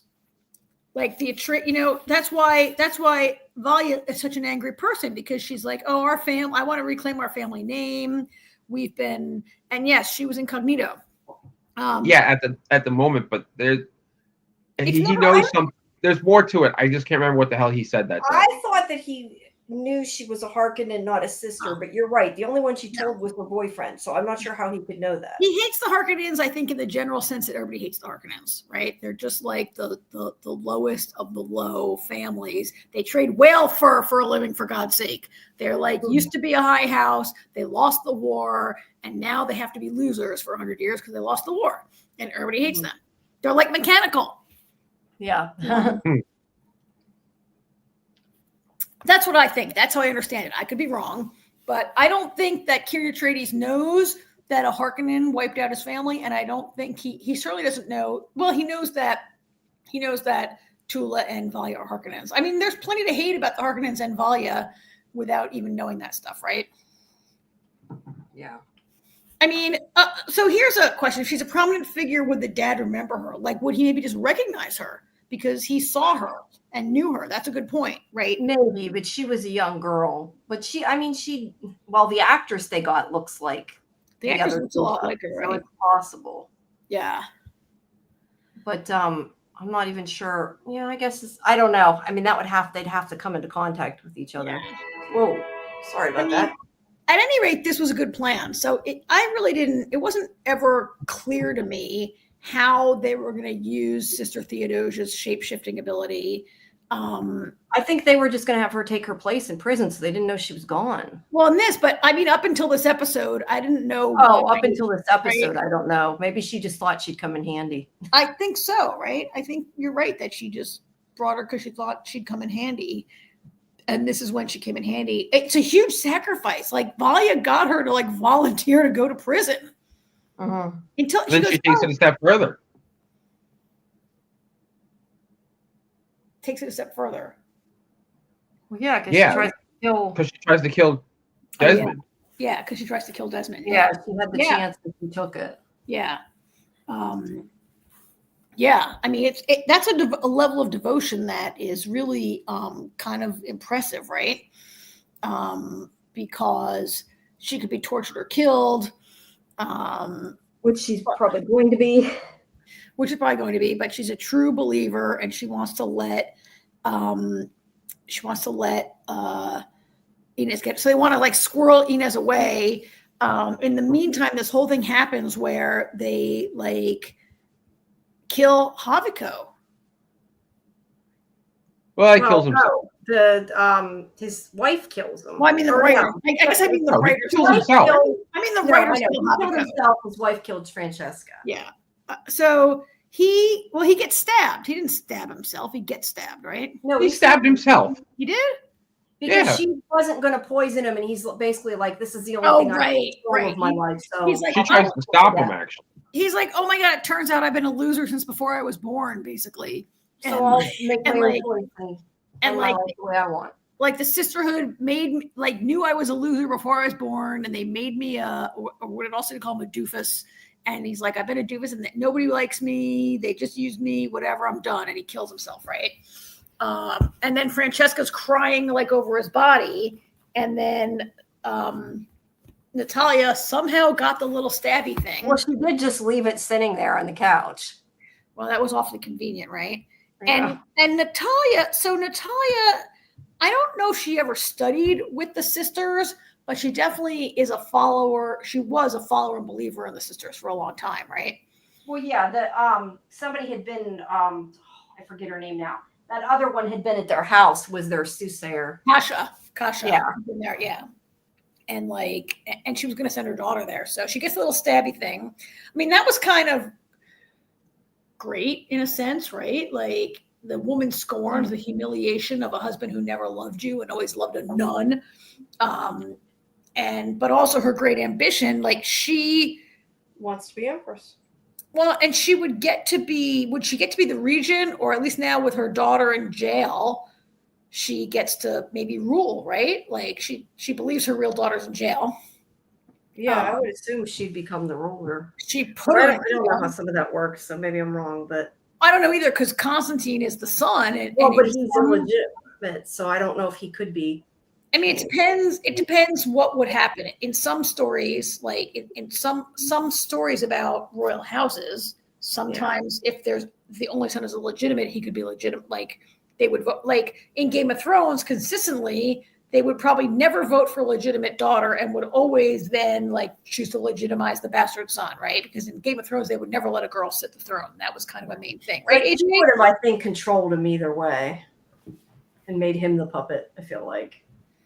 Yeah, I mean, but these are grown people. You can only control them for so long. You can only sit as a regent for so long until these grown people take their seat on the throne, right?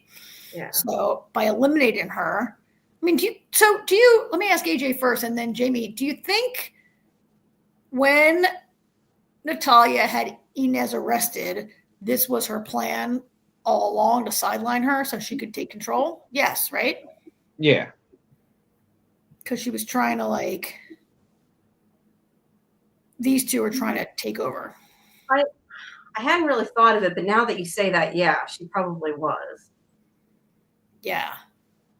So, and she probably thinks now that she's in total control. Like her husband's dead, Francesca's dead, Inez is in prison. She thinks that she's probably sitting pretty good right now, and she's doing a Cersei Lannister, right, AJ? Huh? She's pulling a Cersei Lannister move. Yes, she is. Like she has no claim to the throne on her own, but by eliminating everybody else, she's going to get it by just take it. Yeah. So I did, let's go on to this kind of climax at the end where Tula is rushing to get to Desmond. And all I kept thinking is he's still, the thing is I get that like she's stopping her sister from attacking him and from killing him. But at the same time, when her sister says the virus is in, or the whatever it is in his eye, why didn't she just let her cut his eye out? Because then the whole problem is taken care of. That was what I was thinking through half of it. Yeah. Like, because she could have still been like, I'm on your side, but your eyes got to go. She's basically saying he's been a slave too, because they did this to him. So yeah. I was kind of surprised that she didn't still do that. I don't know. But I mean, he had her arrested before she could make a choice anyway. Yeah, right? Just take the eye out and rip it out. By the way, that flashback scene, his like optic nerve was like 12 inches long. That was insane. Like they pulled and I was like, what the hell is that? I thought at first they took his spinal cord out. I don't know why. I did too. So did I. Oh, it's not to speak. Good. I was like, wait, did they remove his brain and his spinal cord? There's no way. And then I realized it was his eye. I'm like, okay, that they could do. But and then I was like, wait, did they just attach a string of Christmas tree lights to that and stick it back in his head? Right? Yeah. Basically, yeah. He's got little nanites or whatever. But yeah, I mean, she could have still let her sister cut his eye out. I mean, I don't know if she could cut it out, do it because like it's her kid, maybe, but I think she could have been like, do it, but don't kill him. Like, that's what I thought she was going to say. Like, it's not his fault, because even her sister knew that they did it, did something to him, that it wasn't really his fault. And I think she could have just been like, okay, do it, but don't kill him. That's what I thought was going to happen. I have to say, earlier in the episode, there's a scene where Tula has this friend of hers who's like a sister, maybe, who's like, I'm a doctor, and they're gonna like try to fight. They go through a bunch of like exposition where they realize it's a virus, it's nanotechnology, so that's not really a virus, and you can like go and lay in this little oxygen tent and let's try to, like, there's all this nonsense going on about, and they're swirling black and white clouds. I was like, what the hell is they can overcome? Well, but that's because the other ones were able to like mentally overcome sicknesses. I think at that point they didn't quite understand what it was, I guess, that it was. Well, they were calling it a virus. They thought it was a virus, and you could mentally overcome a virus, which is also stupid. But and then it turns out that it's nanotechnology. And then there are these clouds of white and black that are in a box that I don't know if those were just supposed to represent like the immune system, or they were like literal. I didn't quite get that. It was like the nanotech and the immune system or something. The word that came into my head during that time was nonsense. But then it sort of came about later when Desmond has that flashback to the robot surgery that he's undergoing, and it makes more sense to me. It kind of right. It kind of for me, it kind of came together a little bit. You too, AJ? Yeah, it's like nanotech, but what was with like the white things in the box? Like what was that? I mean, that was supposed to be like the nonsense part of the show, but yeah, okay. I just don't understand it was in the box, I guess. Like I thought it was supposed to represent the nanites and the immune system, and like they couldn't take it over like it kept pushing back. But I didn't understand why it was in the box, unless that was just like it was the virus to see it visually. I don't know. But I mean, AJ, you kind of said, yeah, like that came together for you better in that moment also? Oh yeah, absolutely. Like once they showed how Desmond was like engineered to be like a commander of nanobots kind of thing. Yeah. So correct me, you guys, but as I understand what we saw, every human being is infected with nanites. And someone has engineered Desmond to be able to control those nanites to basically burn you to death. And we don't know. We don't know when those nanites came about. Maybe it goes back to the war. Like maybe who knows? Those nanites have been dormant. But I think every single person has them, right? Maybe the reason Sister Jen doesn't get the dreams, maybe she doesn't have nanites. Interesting. Yeah, I don't know. I'm not sure if it was supposed to be everybody or not. That part wasn't real clear. I don't know that it really matters, but that whole thing with the nanites is just weird to me. Like I get it. And yes, it made sense overall, but there were certain things it's just not super clear. I guess I was thinking it was like a Walking Dead thing where, like We Are the Walking Dead from season 1 at the CDC. Where everybody's already infected. Everybody's already infected. Yeah. Everybody's already infected in the whole world, right? But or is this a contagion? I think maybe Sister Jen is immune or doesn't have. Maybe that's why she doesn't have the dream, because that woman who Tula was experimenting on, she's like, I've had the dream too. I'm infected. Let me do it, right? Yeah. And I guess there are thinking machines that converted Desmond into the tool so that they could, I don't know why. I mean, I'm thinking way too far ahead to try to think of a purpose for this, right? Because it's Dune and it's whacked. Well, all we know is they're the enemy. That's all they really said. Well, there was like that hooded figure up in the window, right? That he couldn't see. Now, am I the only one that the hooded figure made me think of a sister? It made me think of like Dr. Doom or Marvel superhero. It was up there, right? But yeah, could be a sister. But why would a sister do that? And who would its sister be? Like it would have to be someone who went rogue outside of Valia's. Maybe someone who was for Dorothea. Maybe somebody they thought they killed, they didn't. I don't know. That's what it immediately made me think of, is one of them in a robe, like pretending to be. I mean, for sure. I had a bigger problem with, even before that, with the flashbacks. And you guys have seen the Dune movies, right? Why would Desmond set up two thumpers in the sand and stand there and wait for a sandworm to come and eat him? Because he was committing suicide.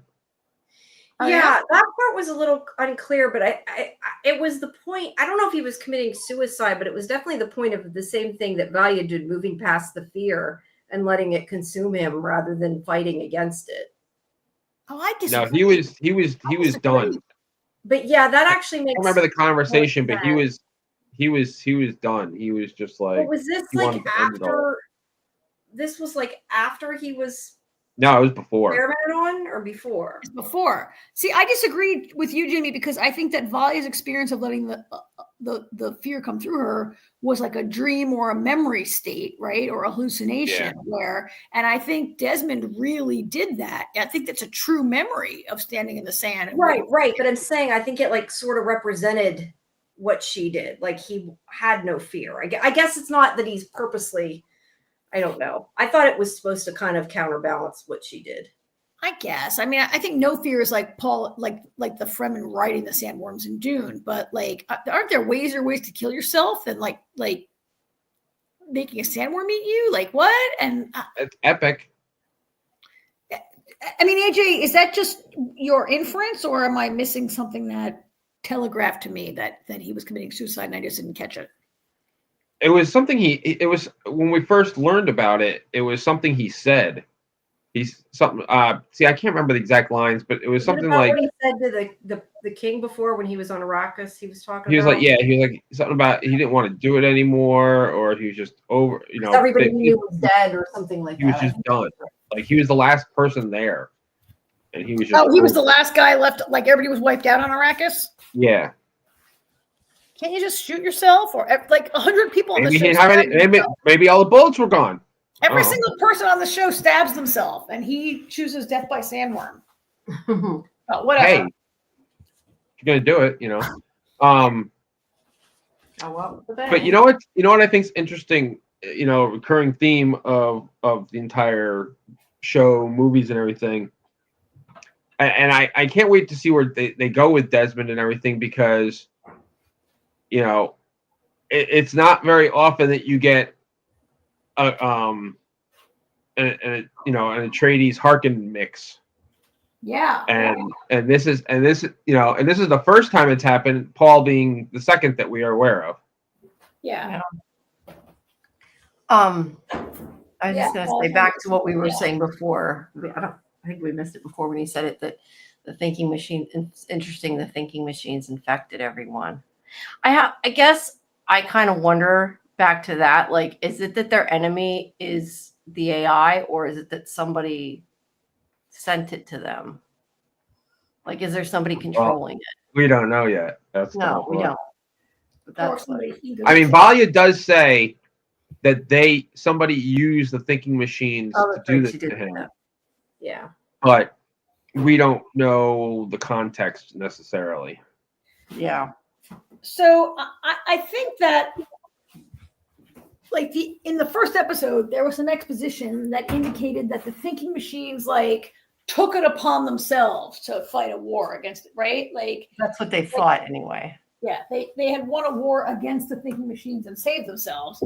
But since then, I mean, that's a good point, that it's not clear that the thinking machines are that. I mean, they call them thinking machines, but they're just computers, right? And are they that powerful that they could just infect humans themselves, or was it that somebody used them to infect humans? Yeah. I mean, I think somebody used that person up in the window indicates that there's it's not just machines. There's a person behind these machines, right? Yeah. At least that's the implication. Yeah. All right. Yeah. You got anything else with this? No, I think we probably can wrap this up, huh? What about? Wait, I just wanted to say, because we sort of touched on it and it didn't really go with it. But what about the fact that he arrests her? Oh yeah, I was a little surprised. I'm not.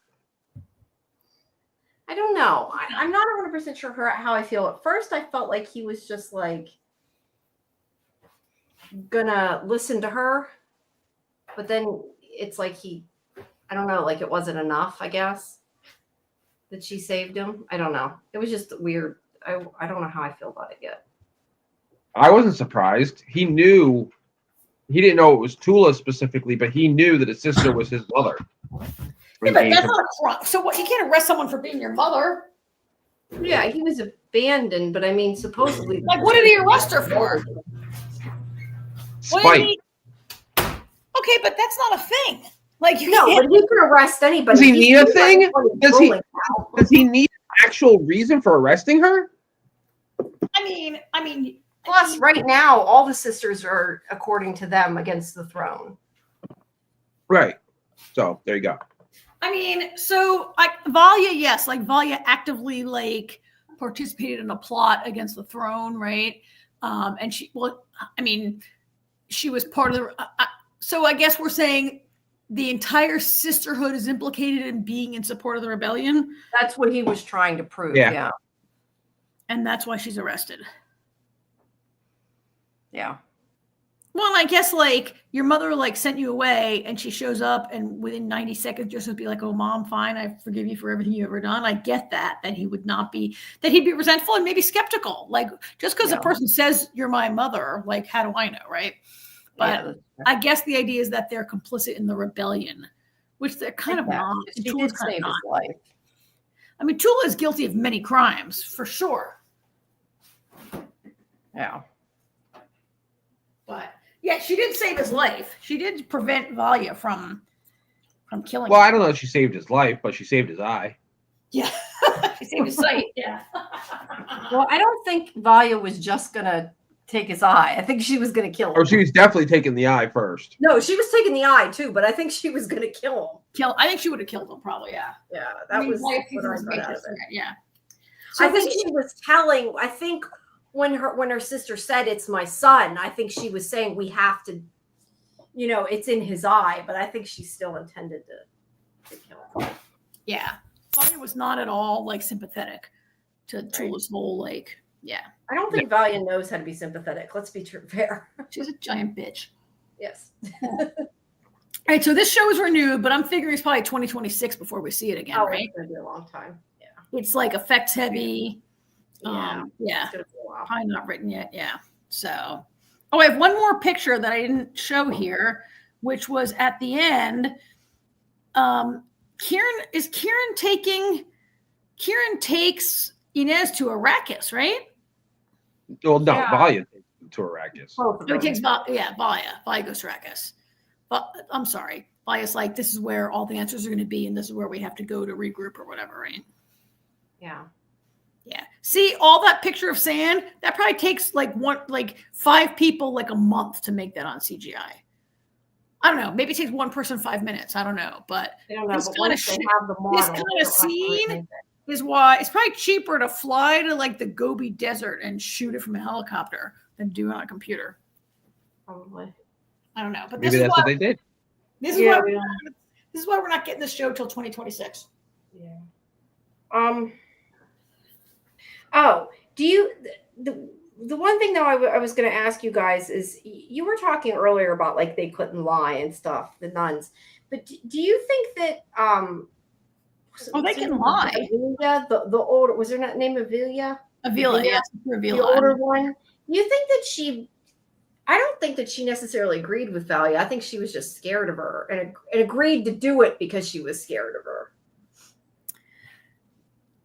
Yeah, and maybe didn't have a strong conviction. All the others were the other ones would have been found out. If they said I follow you, Valia would be you're lying, right? Well, they weren't willing to follow her either. I think was kind of well, and even if they lied and said they were, Valia was a truth teller and could see in their heart that they were lying, right? Yeah, but I think she was willing to follow her not because she believed in her. She was willing to follow her because she was scared of her. Well, and she even now is an older lady. She's always Tula, what are you doing? We better call Valia. Tula, where's Valia? Valia wouldn't approve. She's very, Yeah. So, all right. Well, this has been a crazy ride on this show. Yeah. Let's hit Earth Abides real quick, Jamie, before we. Yeah. And I only watched episode 4, which is the episode where Charlie and his crew show up. And they show up after. So actually, this episode picks up right after the cougar attack, right? The wildcat. I think they call it a wildcat later in the episode. Anyway, this giant thing. It opens up in the immediate aftermath, and we have a sort of a lengthy scene of Molly, and the whole gang chipping in to perform surgery on Ish. Yeah. Somehow he survives. I'm not really sure why they set up their infirmary in the high school. Did you notice the sign said local whatever high school office? No, I thought it was in the hospital they found. I didn't know that. No, I'm not saying you're wrong. I'm saying I didn't notice that. I thought it was supposed to be in the hospital. I was why? They're doing the hospital. Maybe they couldn't get to the hospital, but they have a gurney. They had pillows under his head. They had all the first aid kits they needed. Maybe, I don't know what that was about. Yeah, I thought it was the hospital they raided, so I totally missed that. I have no idea. Maybe they shot it in high school and they forgot to take out the sign. Maybe. That's possible. It was kind of dramatic, and yet, did you ever think he might die? I mean, it felt like he could, but I didn't think he would know, just because, you know, he's the main character. He's got plot armor, but yeah. But I mean, I think it was done well. Like, I felt scared for him. Like, I didn't know what was going to happen, I guess, as much as I kind of figured they'd fix it. Falling Skies first season. Oh yeah, she's from Falling Skies, isn't she? Yeah. Yeah, we covered that on this show way back in the day. I didn't realize that was where she was from. Yeah, that was where she came from. So there's this lengthy sort of dramatic scene of Emma, and Emma was sort of like, I was like, can somebody get her out of here? I was like, people who are like literally like Ezra, who right, and other people are like being so much more helpful, and Emma's being very like non-helpful. And I get it's her husband. That's why they kick you out of the emergency room when your husband's in there, right, or your loved one or whatever. And so eventually they save him. And then all of a sudden it's like year 17, like 3 years have gone by all of a sudden, and he's totally cured. And he's not like, he has some scars and he's not physically ever going to be the same. Right. But now suddenly 3 years have gone by. It's year 17 and Charlie and his gang show up. So what do you think of this bit with Charlie and his gang rolling in? You know, this is where this show, like, a lot of times I didn't know where it was going to go, because so many times, like, it felt like bad things were going to happen. And that's not to say that it doesn't. I'm just saying, like, I thought, okay, now we're getting in where there's more people and there's going to be like conflict between the people. And it seems like maybe there's finally going to be, but I wasn't sure, because it's like, well, now they found, because it ended with the water, right? They found the water, or am I wrong? Yeah. So the whole plot is like there's a drought, there's no water. This guy randomly can drill a borehole somehow. He's driving around. Water. I don't know how it works, right? But they found the water. But I guess, like, I mean, I definitely got a vibe that he was bad, and I thought it's going to be some kind of big conflict, and these people are bad and they're going to try to attack. But the way this show goes at this point, I was not sure. I'm like, well, maybe he's just wants to live there. Like, he might end up like the other people, living at the town, and then everybody's happy again because they keep like fixing everything. Really yeah. So what to think. Because like Maureen and Jorge, they're just randomly in the show. But like when Ezra and is her name Jean? Ezra and Molly and Joan? Yeah, like, I thought at first they were going to be bad, and then they weren't. And it was like, fine. Well, and they were I wouldn't say bad. I mean, no, but I mean, I thought they were going to be bad. I know I always fight you on bad versus good, but I thought there was going to be conflict, and they were going to try to. I thought they were going to be not good neighbors. Like Ezra is kind of a jerk. Jean is like a drug addict, and Molly is sketchy, right? And you thought there was going to be conflict, and then all of a sudden they're like, 5 years have gone by, everybody's best friends. Yes, exactly. And that's where I definitely, I mean, I'm saying this having seen it, so I'm saying when I was at this point, I definitely thought that he seemed like he was bad, and there's going to be this big conflict, but I wasn't sure because of the way they resolved the other groups of people. I thought, is there really going to be a conflict, or is it just going to be that he's going to learn to live with them? I don't know. So... But I mean, he definitely does not seem like a good guy. And we had this thing where they come to the gate. So, how it's all set against the backdrop of the drought, which I found the drought to be a little. So, of course, nature goes through periods of drought and better rainfall. And it's California, although it's Northern California. And I was like, okay, there's a drought. But there's literally only 10 people using water in the entire state of California, as far as we know, right? So they're using very little of the resource. They're not diverting the river. They're not doing big agriculture. The reasons why a place like California, so a drought is a drought, but the water needs are very low, right? Yes. And I was like, what is going on with this drought? And then they're like, they go to see the dam, and it's literally like a little mud pit back there, right? There's like almost no water in the reservoir. And that's when Charlie and his crew just happened to be driving across the dam at that moment. But I guess I'm also kind of like, the other thing I was thinking is, you're talking about like low because I know I see Will saying about the time, which the time skips do hurt a bit, but that people during a post-apocalyptic society are going to try to manipulate and get what they can of the resources. Yes. We know that from like Walking Dead. But as I'm also watching this, I'm thinking about the fact, just like you said, there's not that much water that they need. I'm thinking there's like what, 5-7 people, well, plus their kids, in like a whole town. Do they really need to keep these people from having a place to live? Like, are they really using the rest of the town? I don't know. That's what I kept thinking. And I'm like, I just don't know. Well, and and they're like, oh, no water's coming out of the sink. This is really a pain in the ass.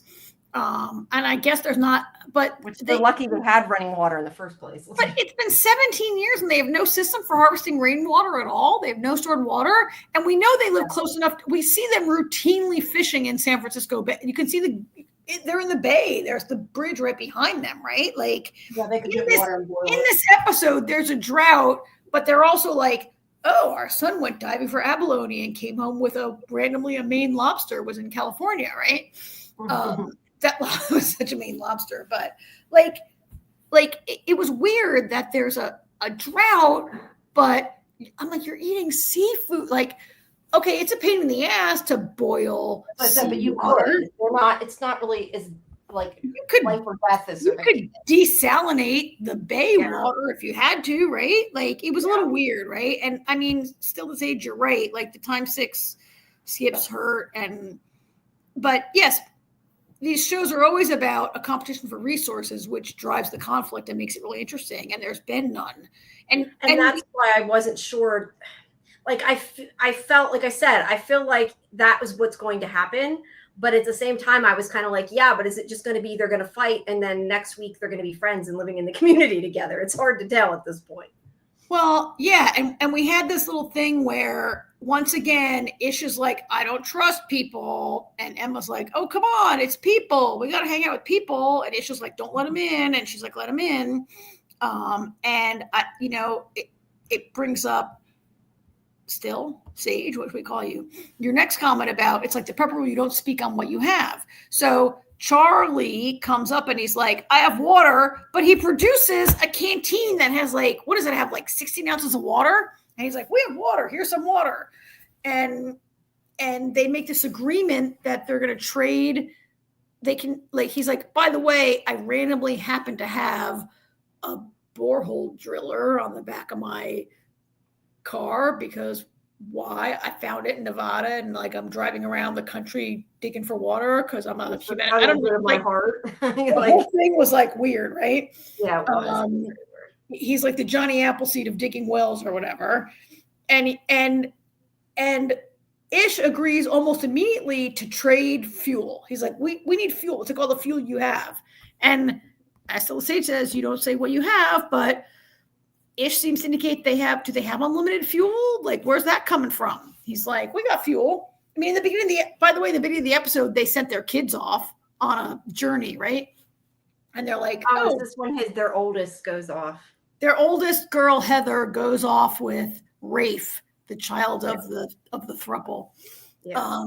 And there is a comment about like, how much fuel do we have? How long will it last? You'll be fine, whatever, right? Like fuel's not an issue in this world, but it is for Charlie and his crew. At least not with such a small group of people, apparently. At any rate. But still, the Sage is right. Like you don't speak on what you have, but they did, and there's this deal is made to drill for water. I don't know how this guy just randomly has a drill. That's so weird. But anyway, he's hanging around, and now Ish is really suspicious of Charlie, and he's getting a creepy vibe. But you can't trust it, right? Because Ish hates everybody. He hates people. He doesn't want people. I mean, he should be wary of people, though. Like I think Emma's too trusting. I think that's a problem, and I think eventually it's going to bite her. But. And when they came to the gates and Ish was and she's like, oh, well, it's always worked out in the past. I'm like, you've met. That makes it okay. You've met people like twice and they didn't like what? Like if you only know 5 people, how? You're right. Right? Yeah, I mean, now the as far as I know, the 5th episode was on as well. So you can't. Yeah, I didn't watch it. I didn't watch it, but and you'll find out what happened. and how it goes. But like I kind of like where it goes. I'll just say that because I know you want to see it. I'm not going to tell you, but there was a bunch of other stuff that in this episode though, with like, so there was the part where, and maybe you don't remember because you watched them both, but Charlie is this when he's creepy with Gene, right? Yeah. I meant Evie. Yeah, that's right. He's the one who's drunk. Well, he's super creepy. Where he's like, "You want a cigarette? Yeah, fine." And then he's like, "Do you want a drink?" And she's like, "Okay, this is like if you were normal people." He's like, "Do you want a drink?" "No, I'm alcoholic." "Come on, have a drink." "No, I'm an alcoholic. I don't like it." "Come on, have a drink. It won't hurt you. It won't hurt you." Like, I'm like, are you in 7th grade when like you're like, just eat this, drink this, smoke this? Yeah, I know. Right. He's like pushing her to have a drink that she said no. And he's like, "It won't hurt you." And she's like, "Dude, I'm an alcoholic." Right. And he's like, I mean, that was so. Yeah, he's definitely doesn't seem to be a good guy. Weird. I mean, it was. I mean, I'm not sure that he had a nefarious purpose or he's just a dick, right? But there was this other part where I didn't see him say it, but when Ish is like, "Oh, he said Evie is hot," or something. Like, did he say anything to? I don't think he. I think he acted weird and it was kind of inappropriate, and I think Evie's supposed to be pretty young still. Definitely younger than him at any rate. Well, I think, and we know she had a bad past. I think Ish said to Emma, like, "Oh, he was weird. He said he thought Evie was I thought it was a secondhand thing. But either way, what stuck in my mind about it was in the book. I have not read the book, but I've read about the book. And in the book, Evie doesn't talk, but in the book, they believe that Evie is like developmentally disabled. And a guy comes to the community and tries to like get with Evie, and like they've all agreed that like Evie, you can't be with Evie because she can't understand. Like she's got some deficits that she can't really, and they try to protect her. And this guy shows up and he wants to like, yeah, I don't think she's here supposed to be developmental. No, I don't think so. I think she's. But I definitely got, and I'm trying to remember if they outright said it or they just insinuated it. But I definitely took it that she was abused. Yeah, I mean, it's implied. They don't come out and say it. It's implied. The letter from her mother says she was abused. Yeah, so it's kind of like he gets a creepy vibe, and it kind of. He goes into protection mode or whatever. Yeah, because he's afraid that he's going to do something. But here's the thing. Like, I don't think Charlie is so overtly creepy to warrant, like, there's this balance of him being creepy and Ish being suspicious of everyone. And the show is not letting us see enough. To me, I'd like to see a little more of either of it, right? Mm-hmm. And then in the end, it turns out like their crazy drill, like they hit water finally, and it comes shooting out of the ground like an oil rig in a movie, right? Like water shooting everywhere. Yeah, does that do that? I don't think it does. That's what I thought. I'm like, does that do that? Does water shoot out of the air, or we just get a little bit of water and be like, cool, let's make our well a little deeper? Because this well, based on that like bore that you see there, isn't your well only going to be like 18 inches wide? Like you need a bigger well, but whatever. I don't know how you did but that. In the end, the water's shooting everywhere, and I thought Ish was kind of like the water it's been like 2 seconds since the water appeared, and she's like, "That's great, we had a deal. I'll give you some gas, you go." And Charlie's like, maybe I like it here, right? Yeah, I think he was also kind of a little bit upset that his son likes him too, because his son won't really talk to him a lot. Well, there was a little bit of like jealousy. That's kind of how I felt. Like he wants to be his son's hero type of thing. I don't know. That's how I took it anyway. Yeah, but that's the son, Alex. Do you remember in the beginning where Alex was like, "Why do you like JoJo better? Like JoJo's your favorite son. Like JoJo is your favorite son, and you never want to do shit with me. And it's only because JoJo's not around that you want to hang out with me." Like the son has a legit. Probably, yeah. And that's what he felt like, I think. And by the way, in the book, JoJo is definitely the favorite son. Yeah. Because he's the smart one. But like the son is a little like not connecting with Ish, and he does but I mean, Charlie's not been, I mean, I get it if you're that kid, right? And then for Charlie to be like, oh, I want to stay. I don't know. How did you feel about that? Do you get a bad feeling about that? Or do you think it's just another one of these things where like. And that's kind of what I said. I got a bad feeling about it and I thought that he was bad, but the way the show was going, I didn't know if I should trust that. Because that's what happened with Ezra and Gene. Yeah, and I thought Ezra was going to be bad and he wasn't. But I mean, I do not think that at this point, I did not think he was a good guy. I don't know that I thought necessarily something really bad was going to happen or not, but he doesn't seem like a good guy. I mean, I don't know that I would trust him if I was. I don't think he seemed like a bad guy. I think he seemed like a little salesman-y and a little bit not telling the truth. But if I lived in that situation, would I necessarily tell the truth about everything? I don't know, right? Yeah, it's the end of the world. It's hard to tell. And that's why I said I kind of at this point wasn't sure. And to answer, it's Isherwood. This is what is. Yeah, that's in this episode, Still the Sage. Charlie says, hey, Ishmael, is that your real name? And he says, no, it's Isherwood. And Charlie says, that's weird. And which it is. Ish says it was my mother's favorite. It was my mother's favorite poet. Yeah. He's named after his mother's favorite poet, who I don't know who that is. Isherwood. No, I've never heard of him either. But no, not Ishmael like Moby Dick. Although that would be a good name also. Yeah, but I think at this point, I was kind of like, it could go either way. And I was waiting to see. We'll see if he would. And then at the end, he's like, Ish is like, we shook hands. And Charles like, we never shook hands. And Ish tries to shake and he says, I think I like it here. I mean, there's 1,000 houses. Can't be like, whatever, stay here. Yeah, that was kind of my point. Like, does it really matter if they stay? I mean, do you remember when last week when Ezra and his two wives showed up, when Ish was like, you can go stay in the house next door. And I'm sorry, there's a giant hole in it, but whatever, go stay in that. You can't stay here, go in the house next door. Like, why didn't he tell Charlie, like, go stay in another house? You can't stay here on our property, right? Like, yeah. Like, it seems kind really of easy. If they stay there, I don't know. Like, there's like houses, there's nothing but houses. Like, go stay across the street, go stay on the block, just don't stay in my house. Like, I'm not really sure. Like, I feel like this, we've talked about this. I think 6 episodes is not enough and it's moving too fast and we're not getting to see Walking Dead logic is not necessarily wrong. He can stay nearby. There's a million houses.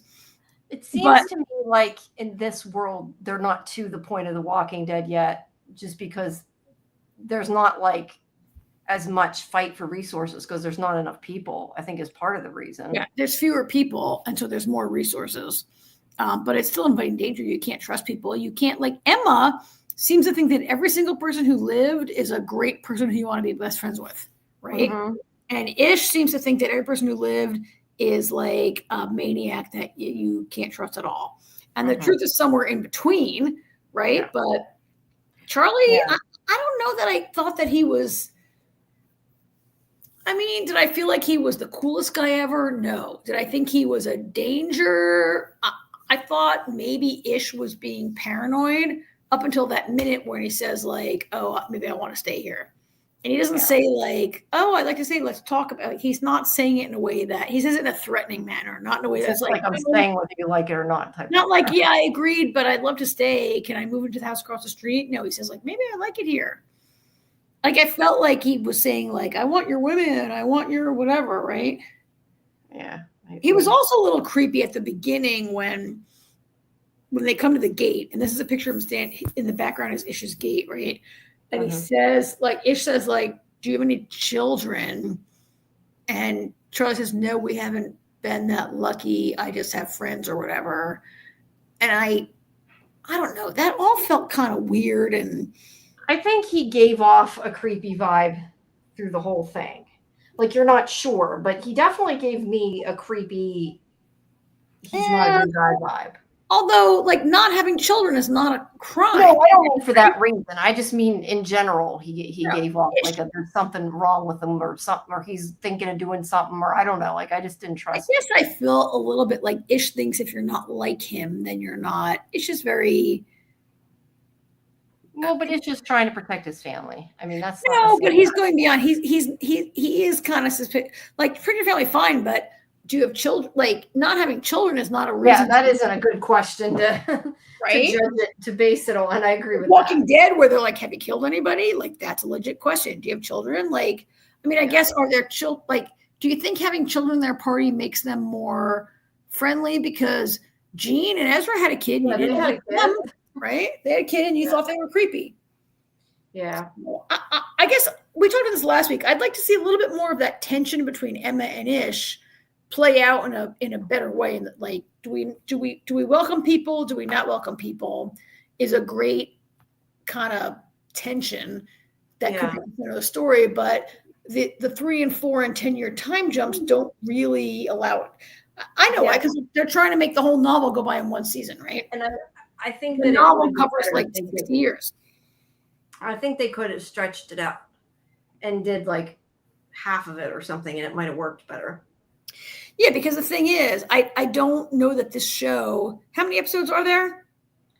I think no. Wait, let me look. 6. So I haven't seen 5. So no, there's more than 6. I think. Let me look. Hold on.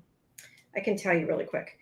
There might be. I'm trying to remember. I don't remember offhand. It's in the press email it tells. Let me look. Let me Google it. But yeah, I think it moves too quick. I think they should have, even if they didn't want to have like a second season, they could have put more episodes in it. I feel like there won't be. No, there is. I guess there only is one. 6 episodes. It's 6 episodes in total. Yeah, there's only one more. Well, there's 2 more, but you haven't seen the one. Yeah.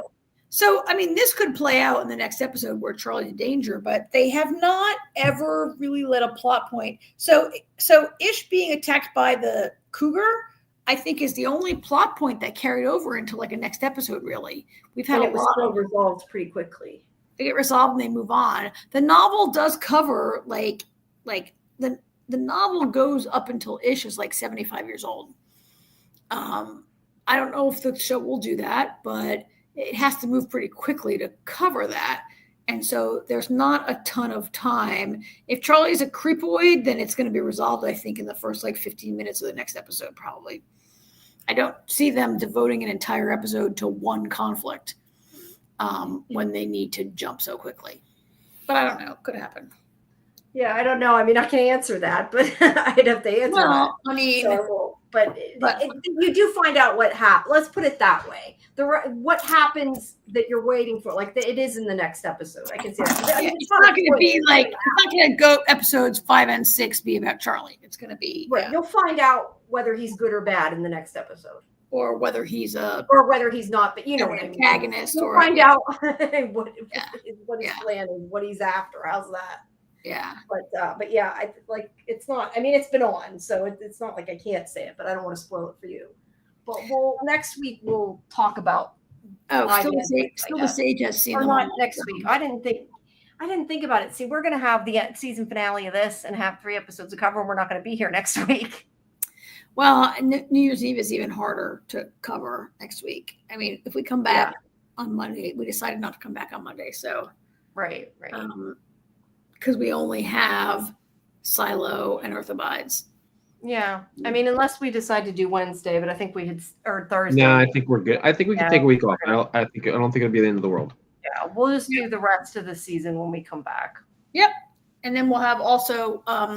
So I guess we can table this show because we're pretty much finished with it, right? Until then, yeah. Until then, when we come back, we'll also have Doctor Who. We'll come back on January 6th. Let me see. I think it's January 6th. Yeah. No, 7th? Wait, I'm getting my calendar out here. 7th. Yeah, we'll be back on the 7th. Okay, so I won't be here, but you guys can be here on January 7th to cover the rest of the well, I guess I'll talk about the end of Earthabides then. Yeah, I'm sorry. Yeah. I'm on a business trip. No, I know. That's okay. From the 7th to the 18th. Ugh, letting work get in the way again. Yeah, and my flight. Actually, let me check. I don't know what time my flight is at. If I have a late flight, I might be able to. Yeah, my flight is at 9:30 in the evening, so I won't be able to be with you guys. Yeah, I'll be getting off the plane or whatever. Alrighty, well, we'll finish it on the 7th. I'll go over it even if you're not here. I can. Yeah, I'll email you a couple of ideas. Yeah. Right, you guys can cover it all. All right. But in the meantime, as I had posted before, and it's still pinned to the top of the chat. If you haven't, make sure you join the Discord because our rewatch party is Saturday. Next Saturday, we'll be doing episode 4 of the first season, and then Sunday is the From Deep Dive of it with Julie. So that is at least before our next episode. But otherwise, this show will be back on the 7th, and we'll talk about the next 2 silos and the finale of this. And What If? Marvel's What If. Well, yeah, and Marvel's What If. And we'll probably talk some about Doctor Who. I don't know if you want us to wait for more discussion until you get back. I don't know. We'll see. But we'll probably talk some about it. No, I would not want you to hold off on Doctor Who until I get back on the 18th. So that show would be on the 21st or something of January. Yeah, that's true. Yeah. So we'll do Doctor Who on the 7th as well then. So Whovians come. Yeah. I miss long seasons too. Yeah. Okay. Oh, and Foundation, Foundation coming back? Is that was renewed too? I don't know if Foundation is renewed or not. I can't remember. I put a lot of effort into that show, and in terms of slogging through it until I could actually like it, and I wish it would. So season 3 was announced in November. They announced season 3. It was renewed.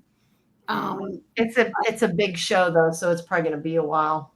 Yeah, I don't know when it would be able to be back because it's like a hell of a show, right? But they announced it. Actually, they announced it in. They began production. So they announced in 23. In the beginning of 2024, they began physical production on season 3, but there were strikes and whatnot and whatever. So I don't know when it's going to be back. Maybe soon. Yeah.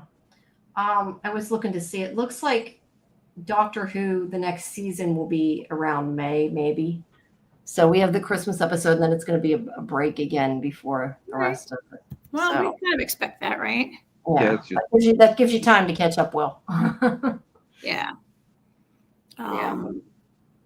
Yeah. All righty. Well, it's already Christmas Eve. Oh, so happy Christmas Eve for those of you that celebrate it. And we hope you all have a good Christmas holiday. Whatever you will be celebrating, we hope you'll have a good week. Yep. All right. Yeah. Good night, y'all. In the Discord. So good night. Have a good Good night, everyone. Thank you for listening to us. Enjoy your holidays, whatever they may be. Have a good night. Okay. Yeah, we'll let you know if we need any science info. We could use a nerd. That's okay. I know what you mean. I was going to say, you could say you guys. I know what you mean. All right. Well, have a good night, everybody. Good night, y'all. Bye. Bye-bye.